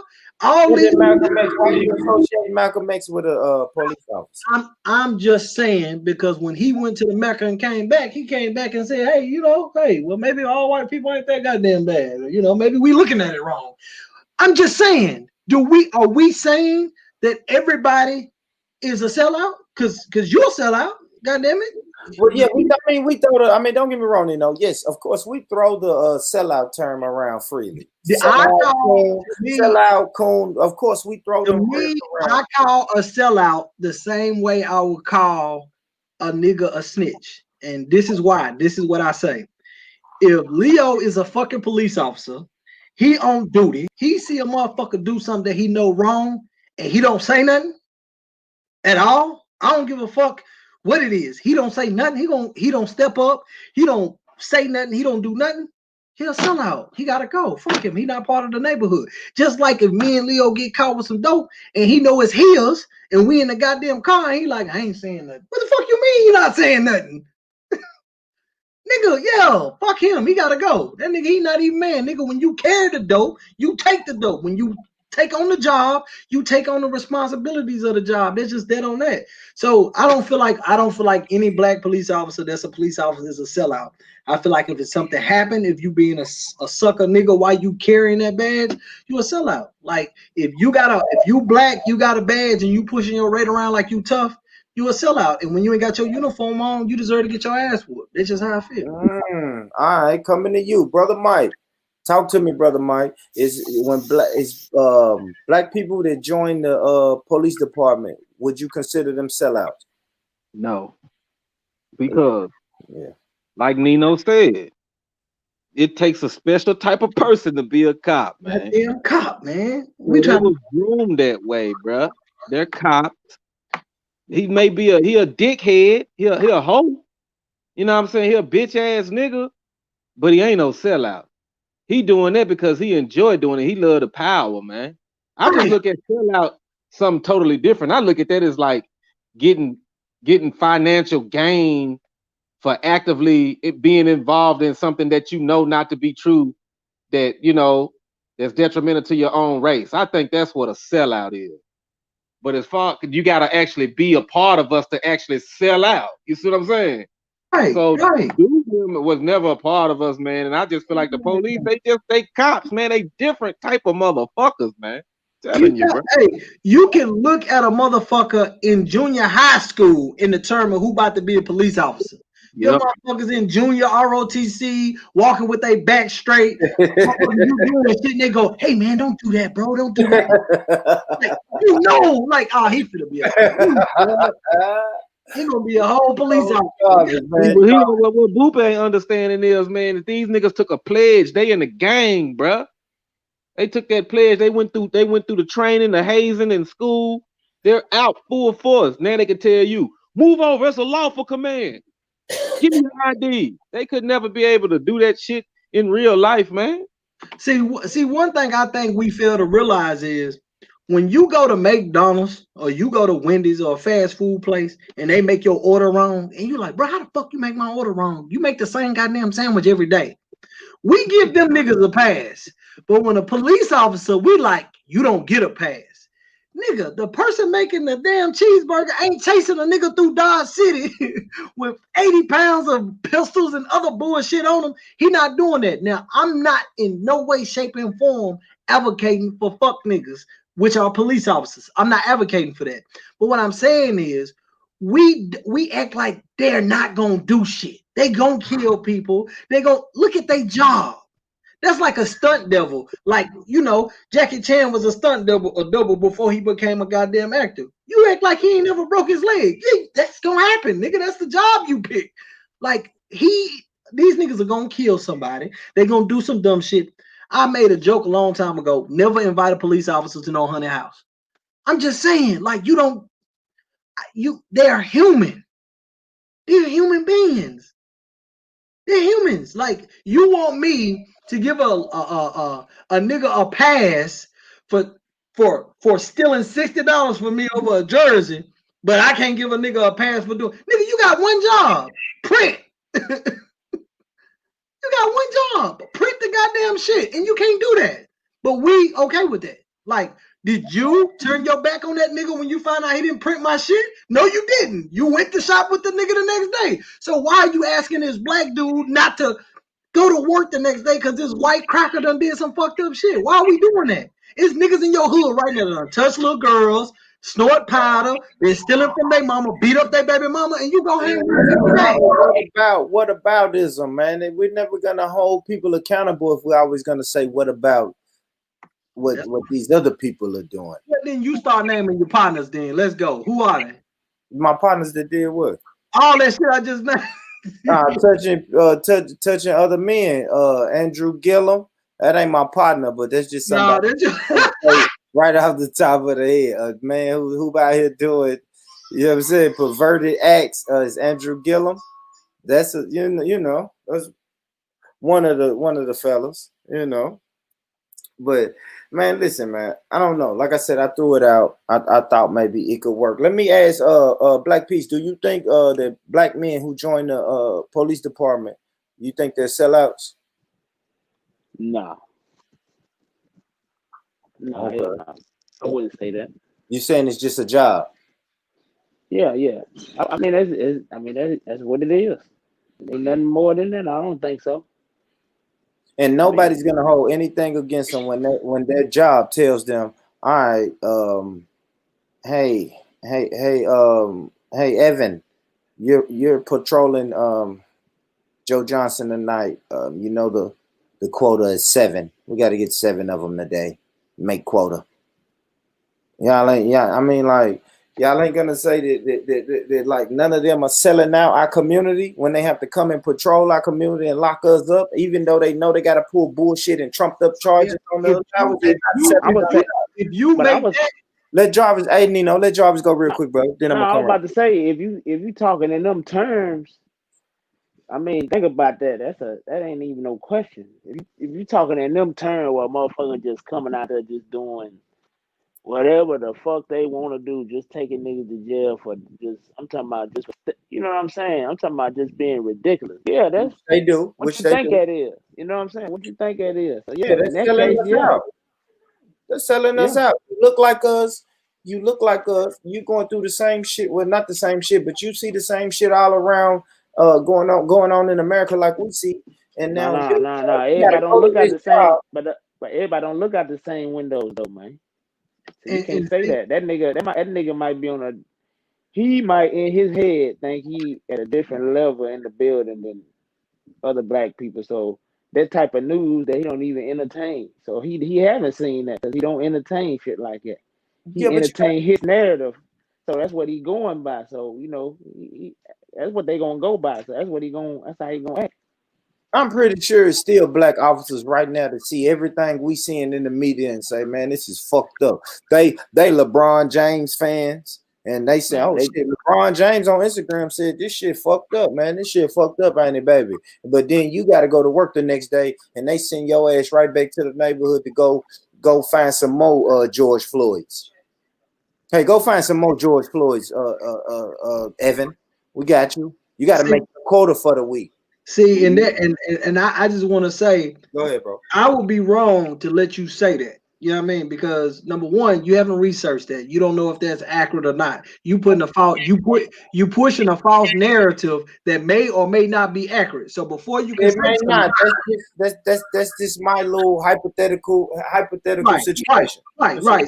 So you got to make sure that's clear. You need to say, for instance, if this was the case, because but don't tell me what I need to say. Don't tell me what I need to say. Just give me your suggestions. Okay. Yeah, but no, you need to say that because I don't need to. Come on now.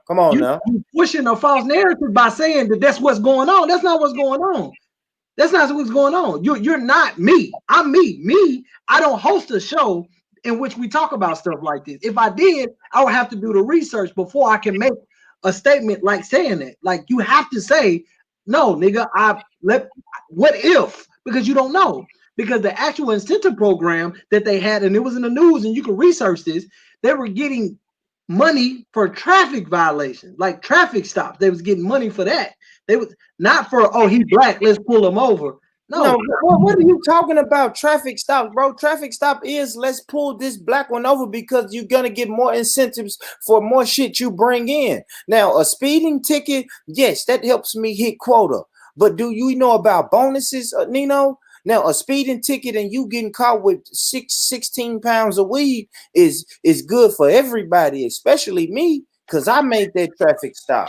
So that's going to make me pull over black Nino in a Lexus, Nino in a Benz, Nino in a nice car. I'm going to see what Nino has in that nice car because yes, I'm gonna hit the fucking I'm gonna hit quota for the month because I did my traffic stops. But then I'm gonna do some now I get a bonus because you had some crazy shit in the car. Come on, Nino. You know jobs work like that. It's incentives and it's bonuses. You know that, bro. No, I don't know none of that shit you making up to sound cool. I'm making it up. I made all of that up. A good shot, you know. I feel you, bro. If you think I made it up, you know what I mean? I don't know, man. I don't know. I don't know. It's weird. To me, it's weird. It's weird. I understand what y'all saying though. If black people work for the cops, they just kind of doing the job, I guess. Bro, listen, man. The cops, Nino, they're not human, man. You got that wrong. They're not, man. I mean, no, whoa, hey, easy. Don't no, whoa, hold on. I said that they're human. And what I mean by they're human is the fact that if you shoot one in the face, they're going to bleed. They bitch ass niggas. Bitch ass niggas move on a whole lot of different time than niggas like you and I. No, they're human in the fact that if you walk up to my car and ask me why the fuck I didn't pull over, I'm going to look you in your face until you eat my dick because you are human. You're not a god. That's what I mean. So hold on. Stop that. Let me pause. You can continue. Don't no way, shape, or form think that I think that they niggas. No, they bitch niggas. Come on. Yeah, they bitch niggas, man, and you really can't talk to them, bro. It's just it ain't really nothing to do, man. When you run into a cop, man, you just like me. I just try to avoid them hoes. You know what I'm saying? I don't deal with them on a daily basis at all. I don't fuck with them. Period. All right. So so y'all saying cops, right? Black cops cannot benefit the black community. Are we saying that, Mike? So if we looking at them like they bitch niggas, right? That's the word y'all use. Y'all said they bitch niggas. So we cannot look at them when we're trying to build in the community and make shit happen amongst the community. Man, right? They can benefit in the community if they quit the force and fuck with black people and show us and train us on how to fight back and train these little black boys on how to stay within the law and get licensed up. You know what I'm saying? Shit like that, man. If they switch it over, shit, niggas will pay for that, man. And y'all saying there's no way a man could because y'all gotta think, an officer would have to gradually wing himself off of his job, right? He's not gonna say shit. Brother Mike and Brother Nino got a movement going on, and well, we're gonna make this money. Wife, this man might be married with kids, and he said, "Hey, Nino and Brother Mike got this movement. You know, we're gonna train. I'm gonna train the kids. I'm gonna quit working at the force and make this money. We're gonna do a little forex and sell merchandise, and we're gonna really make this thing popping." But think about it though, what do you think his wife is gonna say when he tell her that? But think about it though, bro. You got to think about the mindset of this motherfucker. Who in their right motherfucking mind want to go out and risk their life for $40,000-$50,000 a year? Exactly. You know that ain't even the right mindset for you to even be logical with this motherfucker. He's gonna have to quit the force and start telling us all the inside shit that they got going on. You gotta, bro, think about it. They actually program your way of thinking in order for you to live within the codes and the guidelines. It's no different from, oh, you want to be Crip? Well, you got to do, 9 minutes, 6 minutes, whatever it is. You know why that is? That's programming you. Like you gotta put in work to get down with this crew. They mentally programming you to be a bitch nigga. In order for you to want to do that, you already gotta have a empty cabinet for they can put their motherfucking methodology on you. Think about it. Think about it. So if you asking how can they benefit the community? They can't benefit the community by being in the community. Because you know why? They gonna cause more harm than good. How many times have you seen somebody that just always telling shit? Always. He just telling for no damn reason. Like, bro, you always telling. Everybody on the job want to beat this nigga ass up. And you don't know why. It's like, what do he be doing? It's just him, man. He's just a bitch nigga. He a police officer.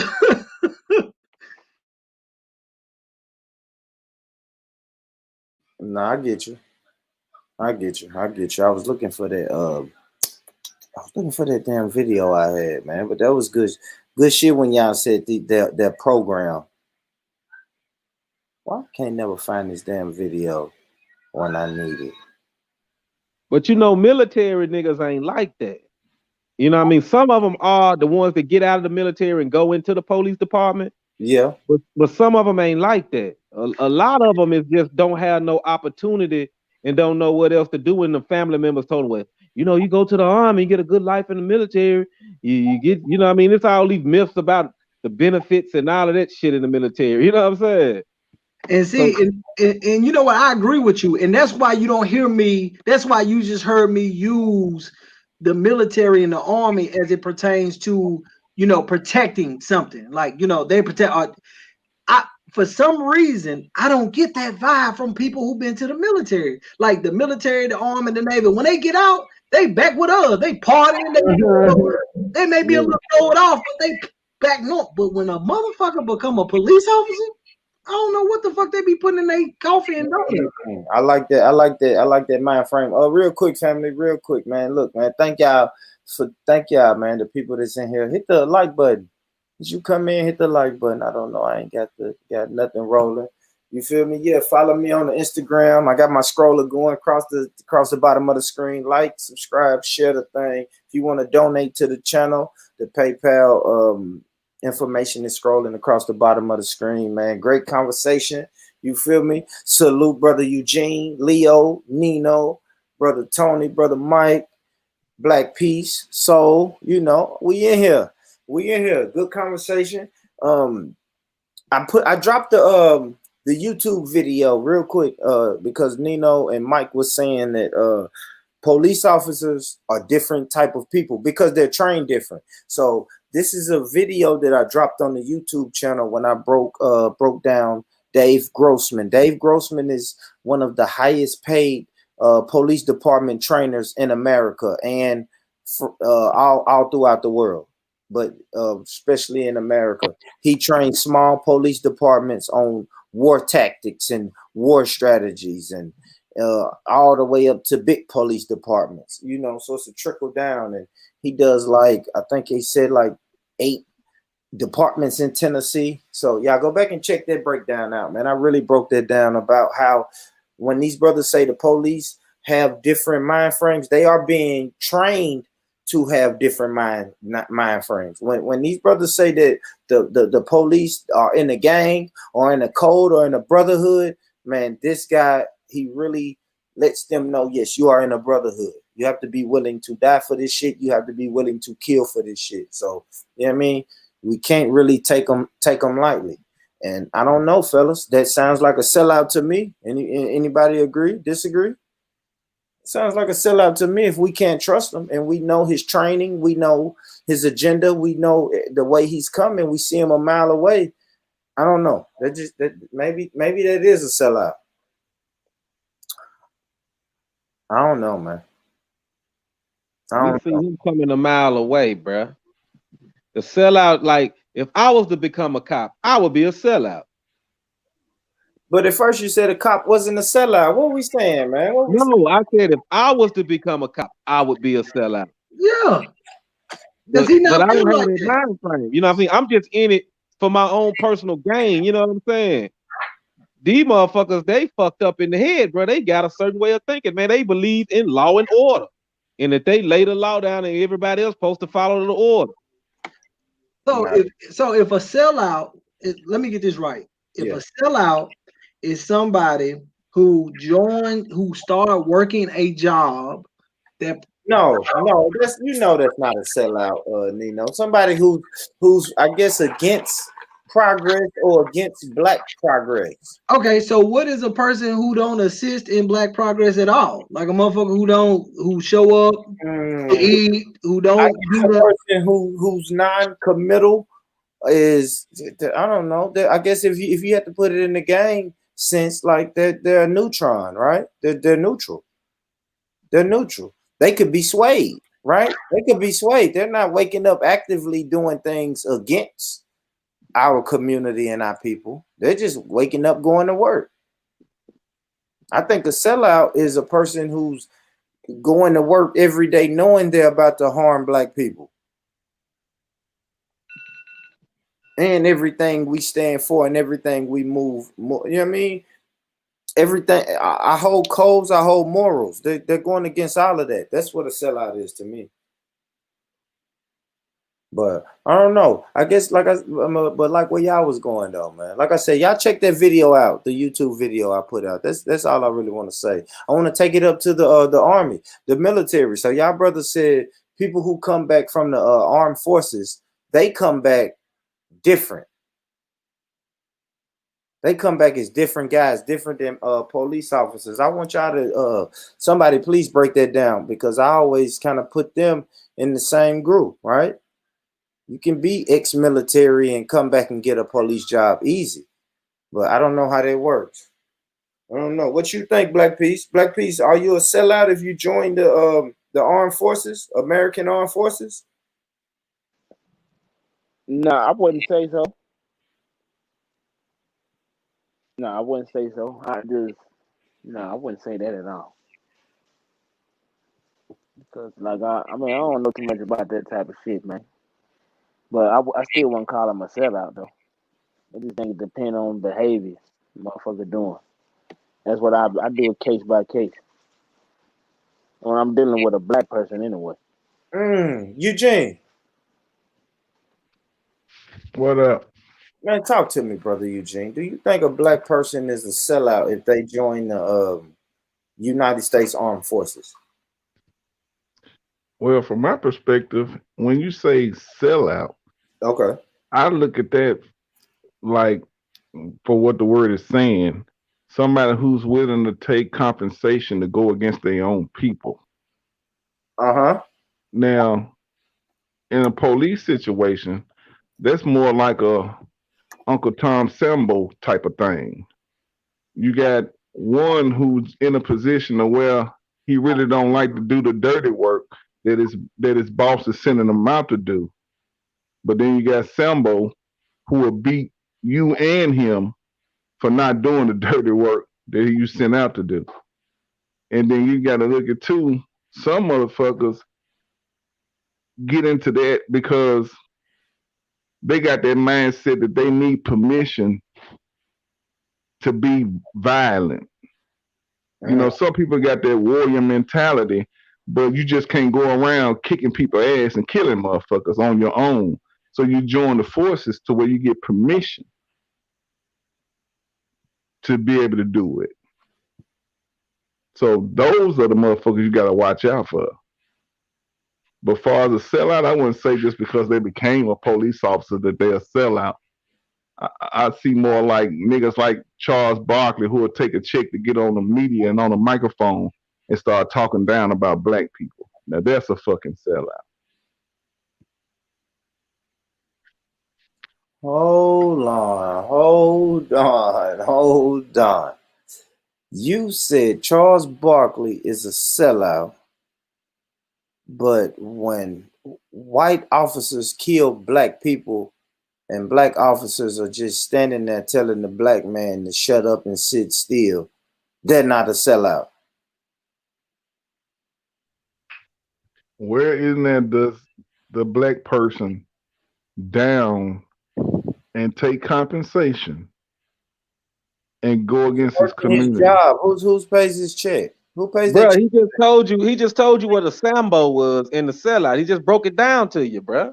They the Sambos. It's a different. He just broke it Yeah, down. but then when you go to compensation, though, you're gonna get a check from somewhere. So Well, I then, don't like know. I said, that's still a job. Like everybody been saying the whole time, that's a job. The Yeah, difference so is you saying basically, if you're a manager at a job, you're a sellout because you're the overseer. Well, not any job though. We know the job that's harming.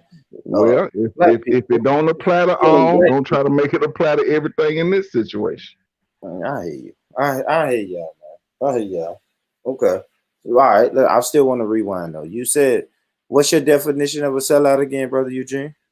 There's somebody who will take compensation to do something detrimental to our people, to go against their own people for their own selfish gain. That's what I consider a sellout. How many times are we okay? So our own people, your own people, right? We consider ourselves African, right? Right, my brother. No, we consider ourselves Alkebalanians. Okay, but that's from the continent, right? I can go with the continent, yeah. It's a different continent that we're on now, right? It's a different mindset, not a different location, a different mindset. Yeah. We wasn't conquered when we was at Alkebalanians. It was when we became Africans. That's after being conquered. So the brothers and sisters that on that continent are still our people, right? We can say that, right? I'm trying to see where you're going with it. I'm going somewhere. Trust me, brother. I know. That's why I'm hold my answer. If you can answer, brother, please answer truthfully. That's all I'm asking, bro. It's a setup, but it ain't too. You know, Eugene, you my brother. I ain't trying to catch you way out there, but I'm getting somewhere. So, but those people, because you playing the word game with me, but at Cuba, which we would call modern day Africa in the modern day, right? You know, so those are brothers and sisters that's still over there, right? Yeah. All right, there we go. Cool. Right. Now you said someone who takes compensation. I don't want to misquote you. Someone who takes compensation from harming their own people or something like that. Right. You can say that. Go to the U.S. Army then. We know the U.S. Army invades many countries in Africa for oil, for political power, for economic power. All the resources in Africa, right? So we know the U.S. Army plays a big part in Africa, right? How can we not say a black man who joins the U.S. Army is not a sellout or is not a traitor or he's something? There you go. Let's start using other terms because the only reason we disagreeing is because of the term you're using, sellout. Absolutely. Sellout don't apply. Now, in that situation, some people join the army because they feed into that thing that they call fighting for freedom. Because a lot of, even during slavery, when they would actually have the slaves come out and fight with them, they would say that we're going to have you fight for us and we're going to, in return, give you some type of freedom. So we still following, chasing the same damn thing, but coming home with the same result. So even the history, even us knowing the history of this oppressive force, right? Yeah, we know the history, not all of us. Okay, I get you. But even knowing the history of it, in 2020, if you join it, do you think you should be considered a sellout? Now you're a sellout in 2020 after we done had all this evidence, right? Anybody agree with that? Like, if y'all don't want to say people who join the armed forces are sellouts, in the past you could say that, but now we know too much and it's too much history. You selling out your people. I mean, somebody talk to me.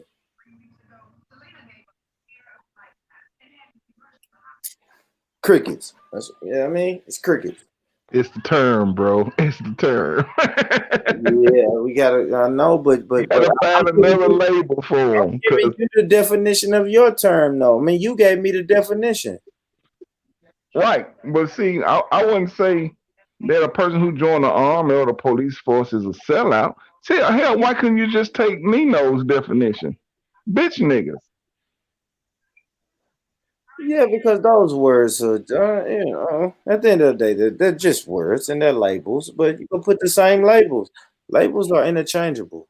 These are, And words have call me their a own sellout. meaning. You might And call just me a because sellout. something similar don't mean that it's the same exact thing. Words have their own distinct meaning.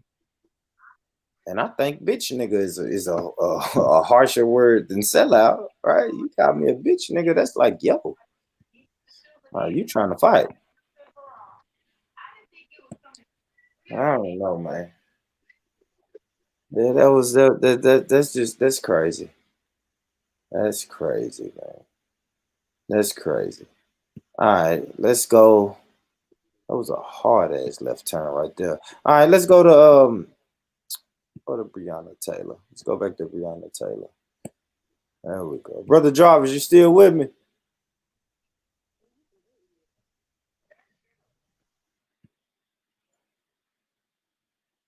Yo, Black Peace. Let me go to this. Yeah. My bad. What's up? No, it's all good. I was just trying to hold up. Yeah. Go I'm to way this. in the But yeah, we way in was the kitchen, man. yeah, no problem, bro. No problem, bro. All right, so we did speak about the Breonna Taylor, right? Breonna Taylor Right. family. She got $12 million, right? Yeah, what the report said. Yeah. How does that even work? Can somebody tell me how that works, right? Because I guess I never knew the difference between criminal and civil, right? So somebody please break that down to me, man. How does the police are not charged in a criminal case, but the family gets $12 million in a civil case, saying the cops are responsible for her death, but it's not murder. Anybody? Somebody break that down for me. Because they was operating within the law, man. So they wasn't charged with no murder, but morally it was wrong, so they paid for it. You know, settlements are a sign of guilt. Anytime somebody is willing to give a settlement for any situation, to even bring that conversation up, that we'll settle in court for such and such amount of money, to make this go away. Because you know you was fucking wrong. That's a sign of guilt. That's why they gave them the biggest settlement ever in history. Because they know they was wrong. And they feel like if they can pay the family to shut the fuck up, then all the riot and protest about Breonna Taylor should go away. That's the game they play.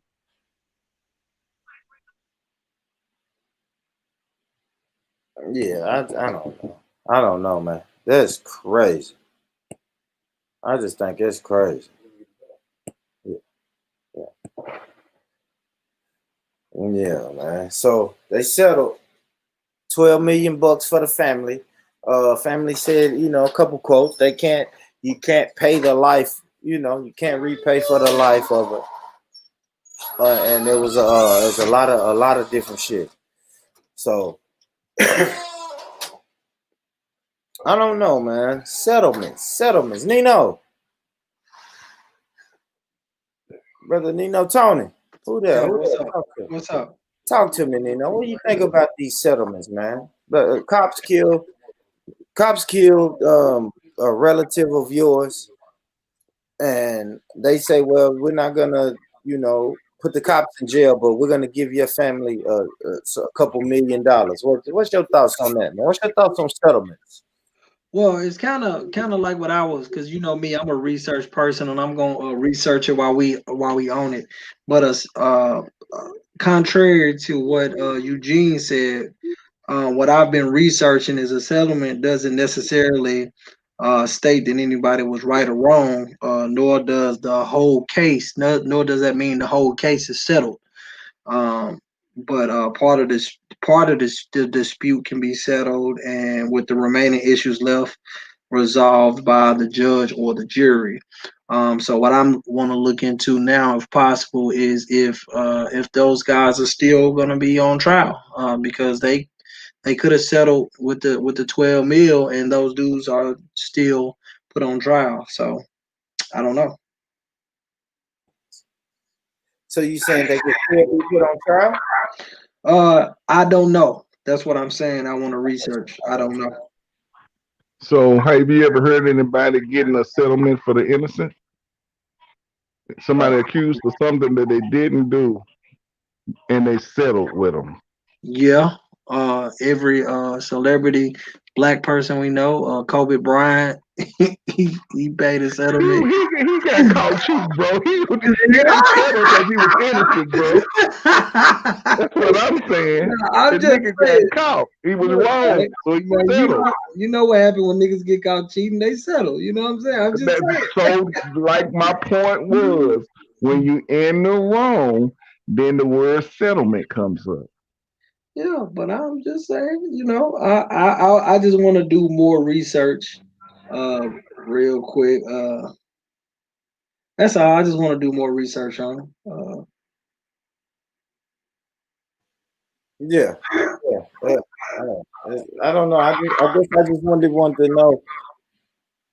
I just really want to know, what was the difference between a settlement and, because you got civil suits and criminal litigation, and it's just weird. It's like no punishment, but we'll pay you. It's a settlement. That's it. Settlement. And I think we spoke about this before. Who was that? Who was that giving me the echo? Okay. Yeah, that was you, Nino.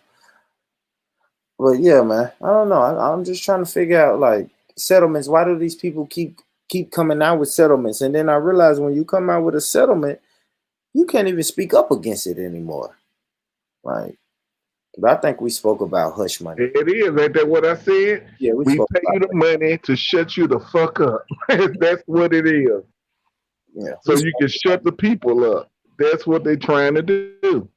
And I think they still gonna have them going to court and still, because I think they got indicted. So I think they still gonna go through the process now. I don't think the settlement is like, now we're just gonna let them go and everything's over with. But they were just assuring that they know that they was wrong. And it shouldn't end with just the money. No case should end with just the money.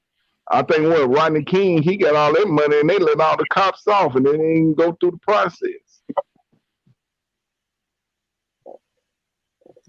Yeah, that's so many times that happened. So many times that happened, though. That's like old news. It's really part of the process. Did George consider that being a sellout? Say it again. Would you consider that being a sellout? To take the money and stop talking? Oh, that is a good question. So what it says so far, it says the civil lawsuit settlement wouldn't affect the ongoing investigation into the officers who fired their weapons at Taylor's apartment, killing her. Kentucky Attorney General said the FBI are conducting independent investigations, are separately expected to determine whether a state or federal criminal charges are warranted. A decision from the Cameron's office is expected in the next coming weeks, potentially as soon as this week. Mm-hmm. And they said they were looking for the officer that fired the shots. Well, yeah, that's what they're doing. I think it's 3 officers. They're investigating all 3 of them separately to determine who the shot came from. Which we know that's bullshit. They know that. They know that. Yeah, they know that. They know that same day. They know who did it. They just, they know. Shit, you could smell their gun and find out who the fuck. And that's what I was gonna ask you, Nino, for real though. For real, like a real question, because it's a question I want to know for real. How could they really prove that? Let's say they don't check the guns until 2 weeks later. Is there any way to tell, are the bullets specifically marked after you fire them or something like that, bro? Yeah, no gun, no handgun is alike. No 2 handguns is alike. They got, it's kind of like codes, like the when you look at the shell casing, you can match the shell casing to the gun and determine. And I know all this from watching First 48 and shit. You look at the shell case, the ballistic report. Yeah, that's what it is. You can look at that and you can tell exactly who shot it and all that. But I remember being in the projects when, you know, we used to have guns and something go off a shooting. You know, my uncle used to smell that shit. Say, take it in the house. Like, you know what I mean? So they know who shot. They know who shot that motherfucker. Ain't no question. The other two niggas is telling. They like, man, he did it. Like, you know, I'm sure.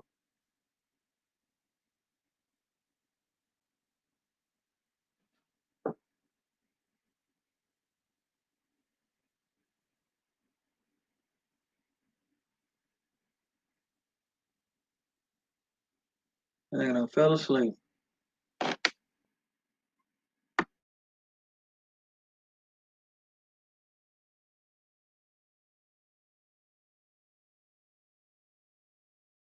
Nah, I ain't fall asleep. I heard y'all. I had to use the bathroom, man. Shit. Nah, I heard y'all.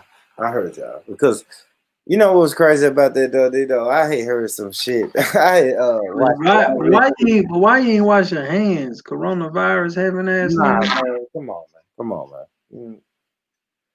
Don't question the boss, man.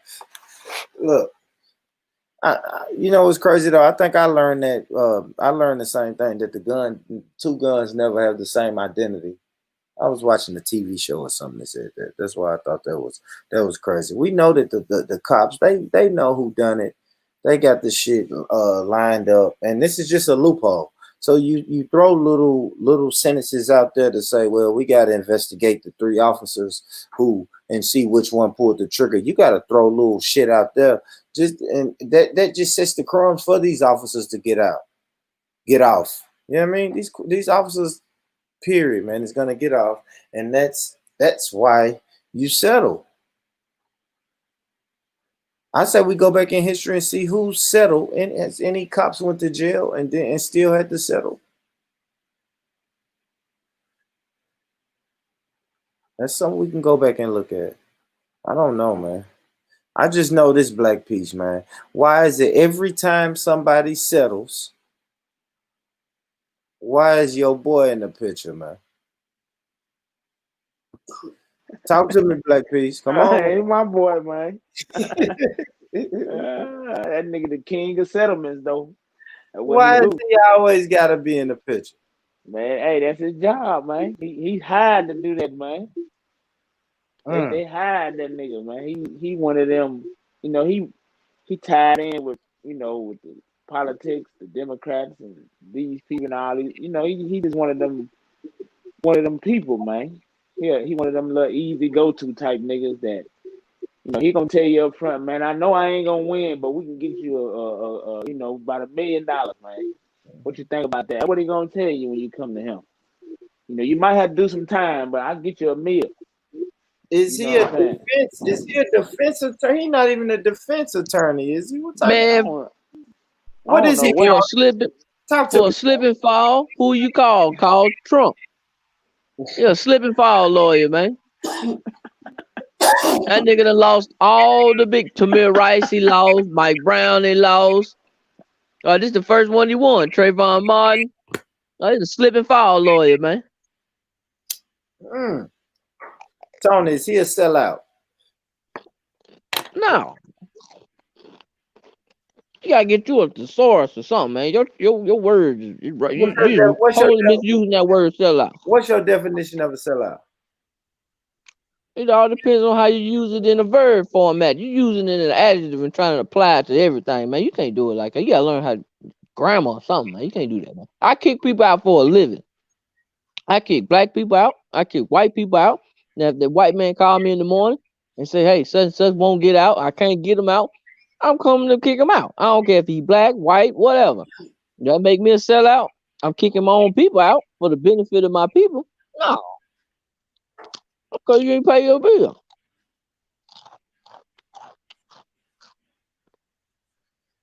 Okay. I don't know. I guess what I learned tonight, man, is sellout has a wide range of definitions. You feel me? It's an adjective. It's not a verb. I It's an got a adjective. question. I got a question. Do y'all think it's possible for police officers to suffer from PTSD?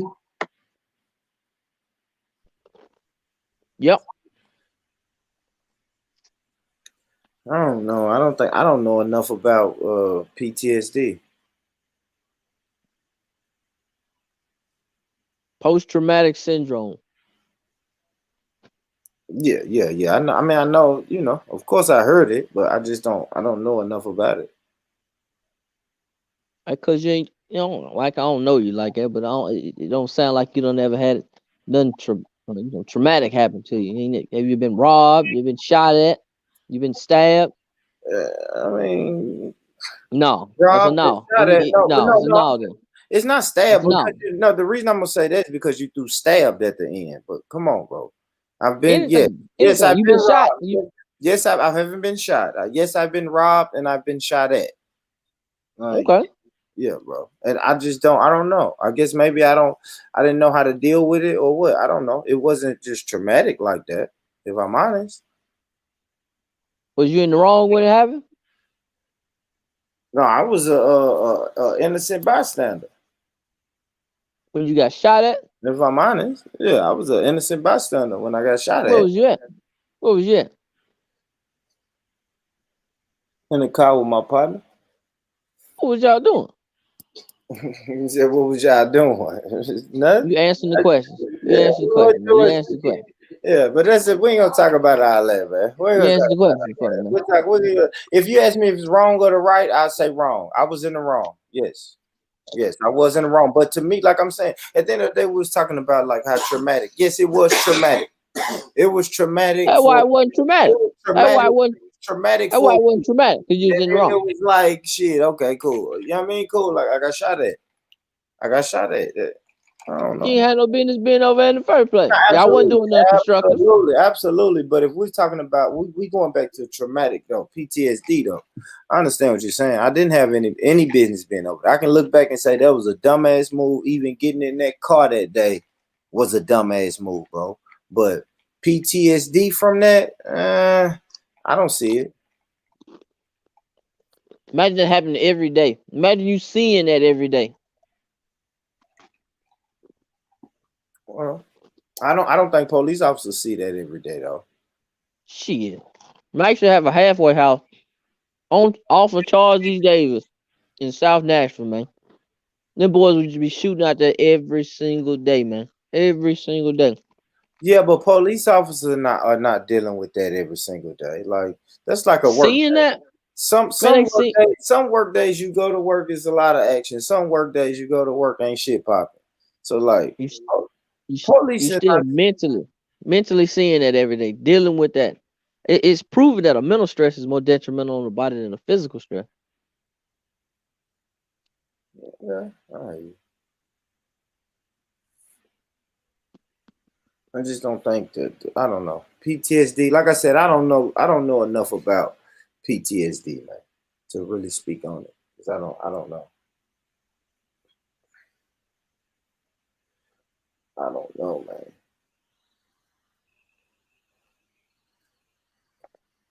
But I can say this though. Look, man. Anything ever happened to me, man, do not go get being crunk for me. He gonna get you some money. Man, I'm straight on that. I'm my family's straight on that. Don't get me being crunk, man. He gonna get you some real money though. You gonna turn down some real money? You lying. Well, it ain't no matter what I'm turning down because I'm dead. So I'm dead. Like I don't have that. What the fuck? If something ever happened to me, bro, what the fuck can I do? It's over for me, man. Don't go. No. Now go ahead. The ones that done died, he done lost all them. But you look at his firm though. His firm a beast now. They done got over 200 convictions on police brutality. They mean with the civil now. But a defense lawyer, he ain't the one you want to call. Yeah, I wouldn't call him either, man.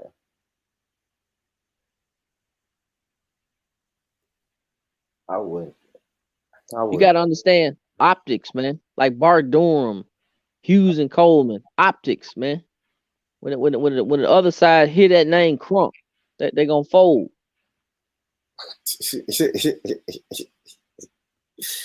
They go forward on the settlement side. Quick. They know he gonna take something that ain't gonna hurt him. I don't know, man. I don't know, man. I guess we can close it on out now, fellas. Been on here a nice little time. Nino, Yo, talk to me, brother. Anything you want to tell the people about? Anything you want to promote before we get out of here? Nah, man. Make sure y'all follow me on Facebook to get your gun magnets, your quick draw G Street gun magnets, holsters. Also, Caleb's Way T-shirt company will be launching in about 2 to 3 weeks. So you're gonna start seeing T-shirt printing as well, and hopefully, if everything go right, we'll be moving on. We'll be moving close to the hood pretty soon. Man, my brother, grab this. I want to share your Facebook page for the people. Grab that. So yeah, man, y'all make sure y'all support. Hold on, let me move this shit off the screen. All right, there we go. Y'all make sure y'all support my brother Nino Black on Facebook. Go find that brother. You know what I mean? Go support that brother. A lot of big shit happen from Nino. And Nino, Hey, scroll down just a little bit. All right. Scroll to the next post. To the post. Well, I think go to the post before this. Oh no, go down one more. One more. Oh no. I probably should. Let me stop sharing. You want me to stop sharing my screen, bro, while I scroll? No, it don't matter. Go down. It's gonna be somebody. I don't know what this is. Oh man, that's my baby, man. She's so that's my baby. She do workouts, man. That's a workout. Guess I salute to Nino on his physical fitness. Shit. No, I'm not in the house. I'm not in the house doing that. No, that's a work, but she working out. No, I'm just saying you're a personal trainer. That's what I'm saying. Oh man, they blocking the content. Why they blocking the content? What happened? Is that what's up? One of these? Yeah, they blocking the content, bro. But you can click on that website. Yeah, we can click on this one though. Why they blocking the content? I'm tripping. Most definitely. I can really grab this and put this in the. You know what I mean? Yeah, what they got going on, man? What Facebook doing? I can see it on mine. Oh, it's YouTube. Only YouTube doing that. That's a link in the chat, man. Support Nino, man. Gun accessories. I mean, get yours today. That's the website for that. Damn, well, go on the pictures. Yeah, Nino. Damn, what am I trying to do? I want to go to your gun accessories website real quick.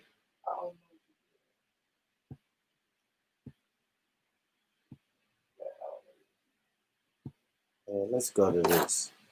There you go, man. Look, man, y'all fuck with G Street Gun Accessories, man. Salute my brother Nino. You know, you got the quick draw gun magnet. You feel me? Couple other feature products. I ain't gonna keep scrolling down because you gotta click that website to get more. So yes, man, I put the link in the link is in the chat. Click that link, shop around, look around, and holler at my brother Nino, man. Good shit. That's good shit, Nino. For real, my brother. That's dope. Super dope. Appreciate it, bro. I got a whole lot of stuff coming, man. Man, super dope. And I put the Facebook up there. Nino Black Facebook. You feel me? Tennessee. You know what I mean? Yeah, make sure y'all support this brother, man. UK family. Support Nino, man. He got some good shit, good products, man. You know, merchandise, t-shirts, a lot of shit. Y'all make sure y'all support that. Brother Eugene, anything you want to plug, push, let the people know about? How can they find you? Talk to me. Well, you can find me on Facebook under Eugene, which is Yougene. And if you want to catch the book called The Creator's Work, you can get that on Amazon. That's a good way to hear a perspective from somebody who worked at the cemetery when you get all these different perspectives from other people who tell us what life is. You can kind of see what it is from a different one, and a lot more. And we got the Black Family Talk Show on Tuesdays and Thursdays. We got the Black Family Talks on Facebook that you can catch and check out all the shows, and support the Brothers Roundtable. There you go, man. It's on the screen for y'all, man. That's that's his Facebook. You know what I mean? You get the logo, you get the picture. Y'all go support that brother, man. Salute to Eugene. Salute to these brothers. This panel wouldn't be possible if it wasn't for these brothers, man. I love these brothers jump on, have discussions, and talk shit with their brother, man. And that's what I love about it.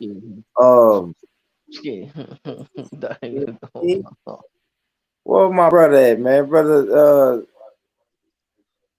Black Piece dipped that. Brother Mike, what's going on, brother Mike? Talk to me, man. Best group. Talk to me. Best group. Youth sports program, man. What's going on, Mike?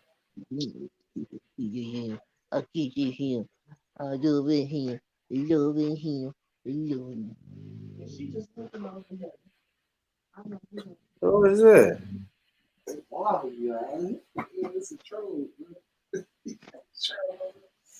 Damn. Okay. What's good, Rich? What's going on with you, man? What you doing? What you doing, Mr. Riggs? I'm good. What's that sound? What's good, Rich? Yeah, that's on your end.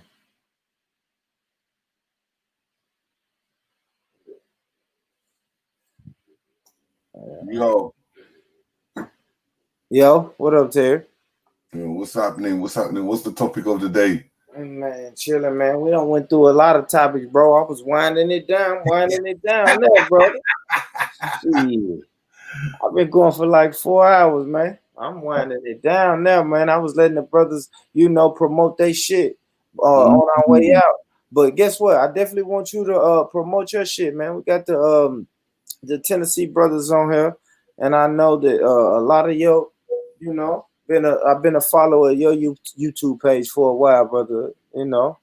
You know what I mean? I seen you take a lot of trips back and forth, UK and the States. You feel me? So you one of the brothers in the UK. When I listen to you talk on panels, you can kind of speak on American topics because at least you're coming here a couple times, or you come here a couple times out the year. You know what I mean? Yeah. And you getting the footage and you documenting it too. So you know what I mean? I'm a guy. If I'm honest with you, brother, I found your page and some of your content before I ever spoke with you on a live stream. You know what I mean? Just happenstance that we kind of cross paths on the UK live stream, but I'm trying to. I'm about the people in it, so I get involved. I don't create a distance.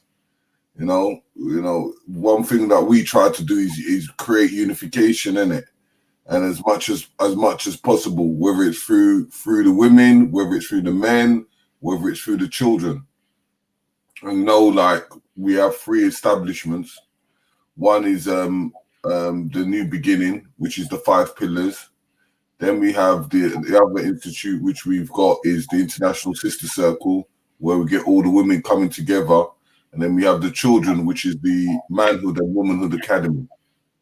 So we utilize those three to able to contact with people, to create in forms of economics, health and well-being, institutions, and media. Yeah. So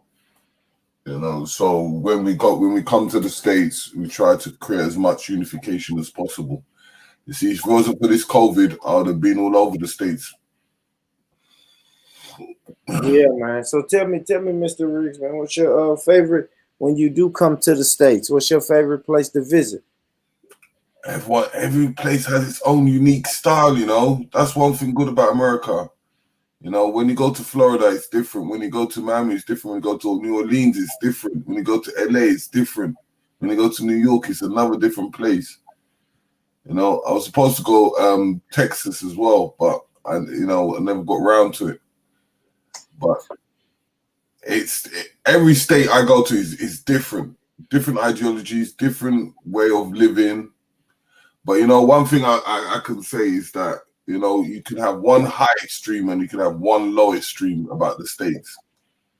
You know, and that's where most of the people in America, they actually, you know, people on the bottom really do need help as much as possible.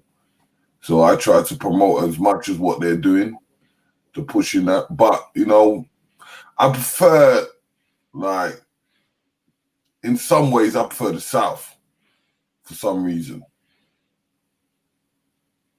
You know what I mean? The New Orleans, Florida, you know, Atlanta. It's just the mass amount of black people within the areas. Yeah. And you know, they're more on my level they're very more spiritual. Where New York is just like the UK. London, especially. Yeah, I hear a lot of people say that, man. Yeah, and New York. When you go to New York, it's just no one's got time for you. Where when you go to other places, you know, everyone's open, everyone's, you know, willing to talk and see what kind of economical systems that we can actually do. Where I mean, like, most of the people around them areas are more hungry to doing something than where the New Yorkers are they're just on the move. I get that. I get that. Brother Tony. What's up, man? What up, Brother Tony? So what part of America you do majority of your business in, brother? Southeastern part of the United States. What state? Tennessee and Georgia. See, what kind of stuff do you do? Textiles, like t-shirts, socks. Yeah, I've got a guy that's got called Tricolors. He does a lot around that area as well. He does it for merchandise for like a lot of the artists. Yeah. I just wholesale t-shirts mostly. Yeah, it's my brother Tony. It's brother Tony. Oh, yeah, I remember you was talking about him the other time. Yeah, man. Make sure y'all go follow Y'all him. lucky he didn't come down here with them hats. Yeah, go support that brother. Follow that brother, man. Yeah, man, she coming real soon. Tony. Tony, tell them they better be happy you didn't make it down here with them hats. Well, what kind of hats? What hats has he got? Man, the Southern Pride, man. Southern Pride. Bars and stripes. Bars and goddamn stripes. Is there any image of it? Just close your eyes, man.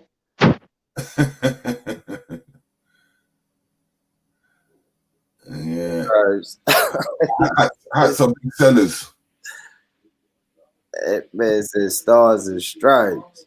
Ain't nothing wrong with it. He only got one. You need to see that hat, though. It's a hell of a hat, boy. Hey, he wear it with pride too.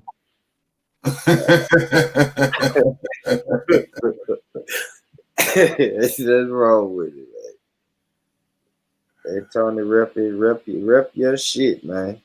You know what I mean? It's all business at the end of the day. Yeah, that's it. If you can sell 1 million hats by making a profit of $1, you'd be a millionaire.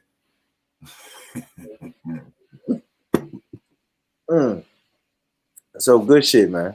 Good shit, brother Tony, man.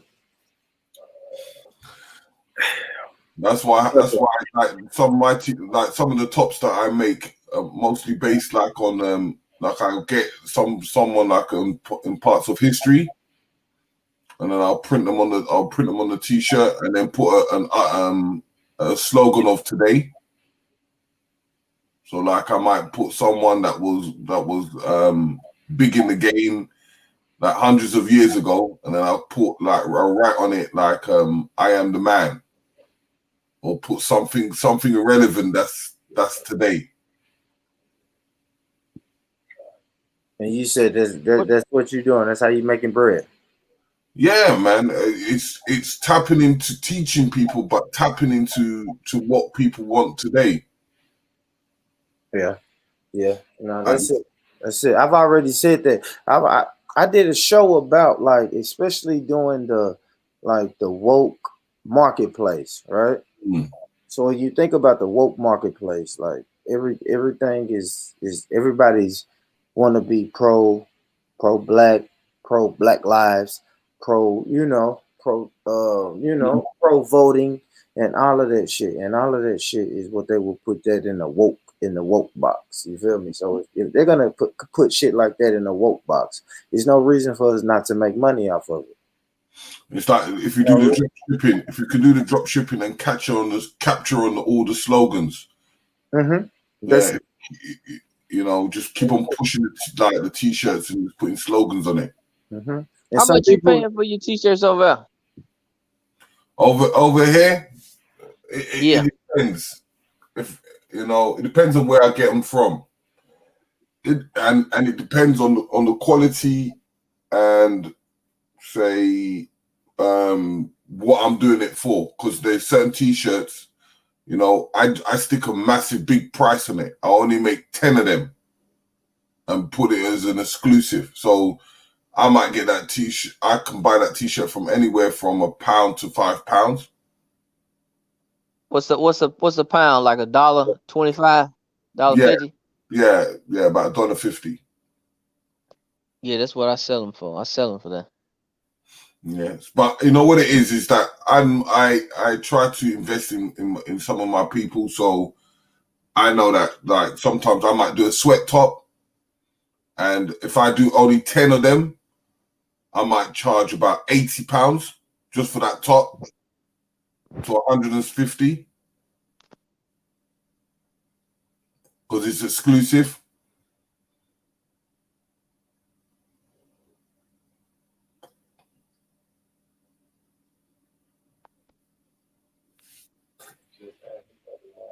Yeah. So you have to play the smart game. See, what I do, I sell to people like you. People that's making them, I sell to them. Mm-hmm. There's too much competition in the t-shirt printing. It's good profit, but I just sell to people who make t-shirts. It's higher volume. And I get where you're coming from with that aspect, but sometimes I like to go both ways. If I get a bargain, like beginning of the year, like what you do, lucky for me, we was doing something and we bought a whole heap of masks. We bought over 1 million masks.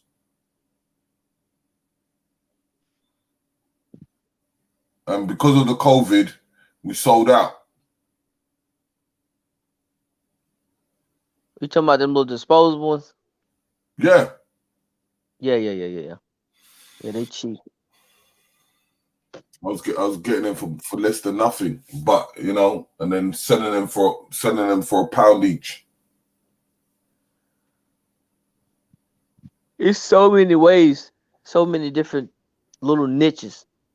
Like even at the moment, what was making a big seller was the scooters, the electronic scooters.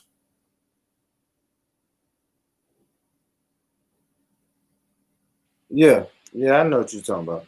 Yeah, they're big sellers over here. They're going for like 400.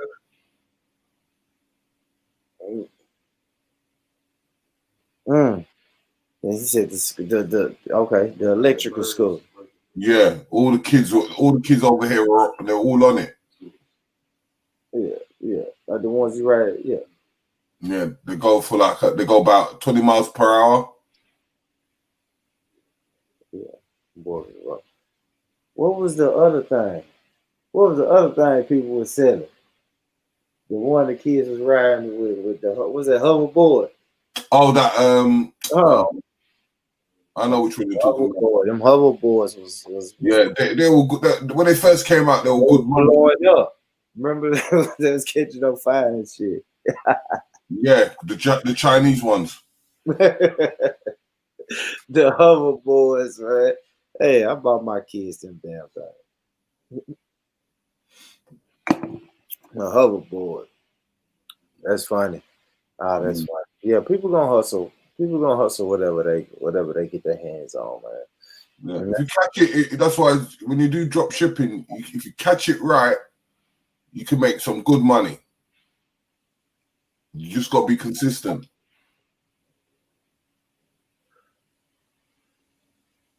But one thing I know, people always need underwear. Yeah. Underwear I always sell. Underwear gang. Ain't nobody tried to sell me no underwear. Ain't nobody ever tried to sell me that except the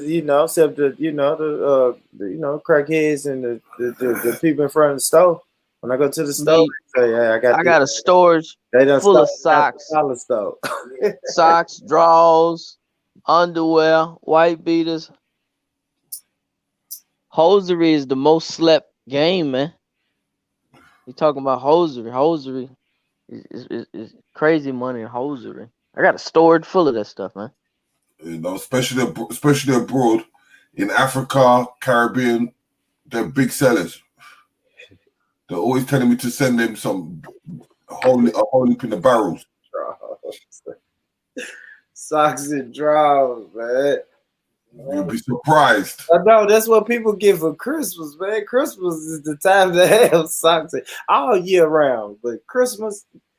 They don't have a textile industry anymore. You know all them clothes that the Goodwill send over there. It killed the textile industry. So like plain clothes and stuff, they can't get them.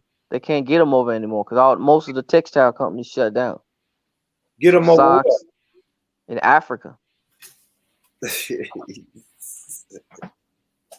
Like you ever wonder why you see them cats in Africa with like Aeropostale shirts on and Abercrombie and all them look like, man, how can they afford? Because it's all donated from like the Red Cross and the Goodwill, and then people buy them and sell them in open markets. So the textile industries can't compete with them.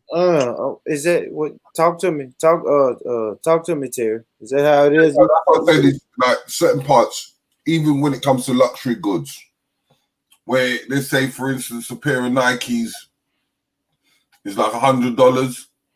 You probably can double your money up.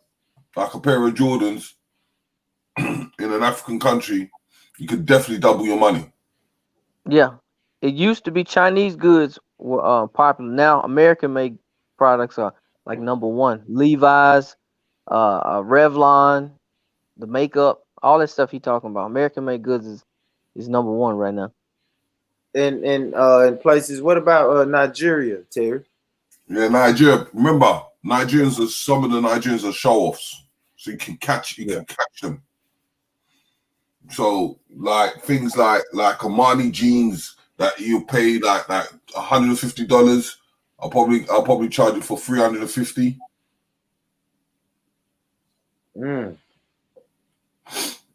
Some of these guys have got the money to pay for it because they don't really travel as much, and especially this pandemic.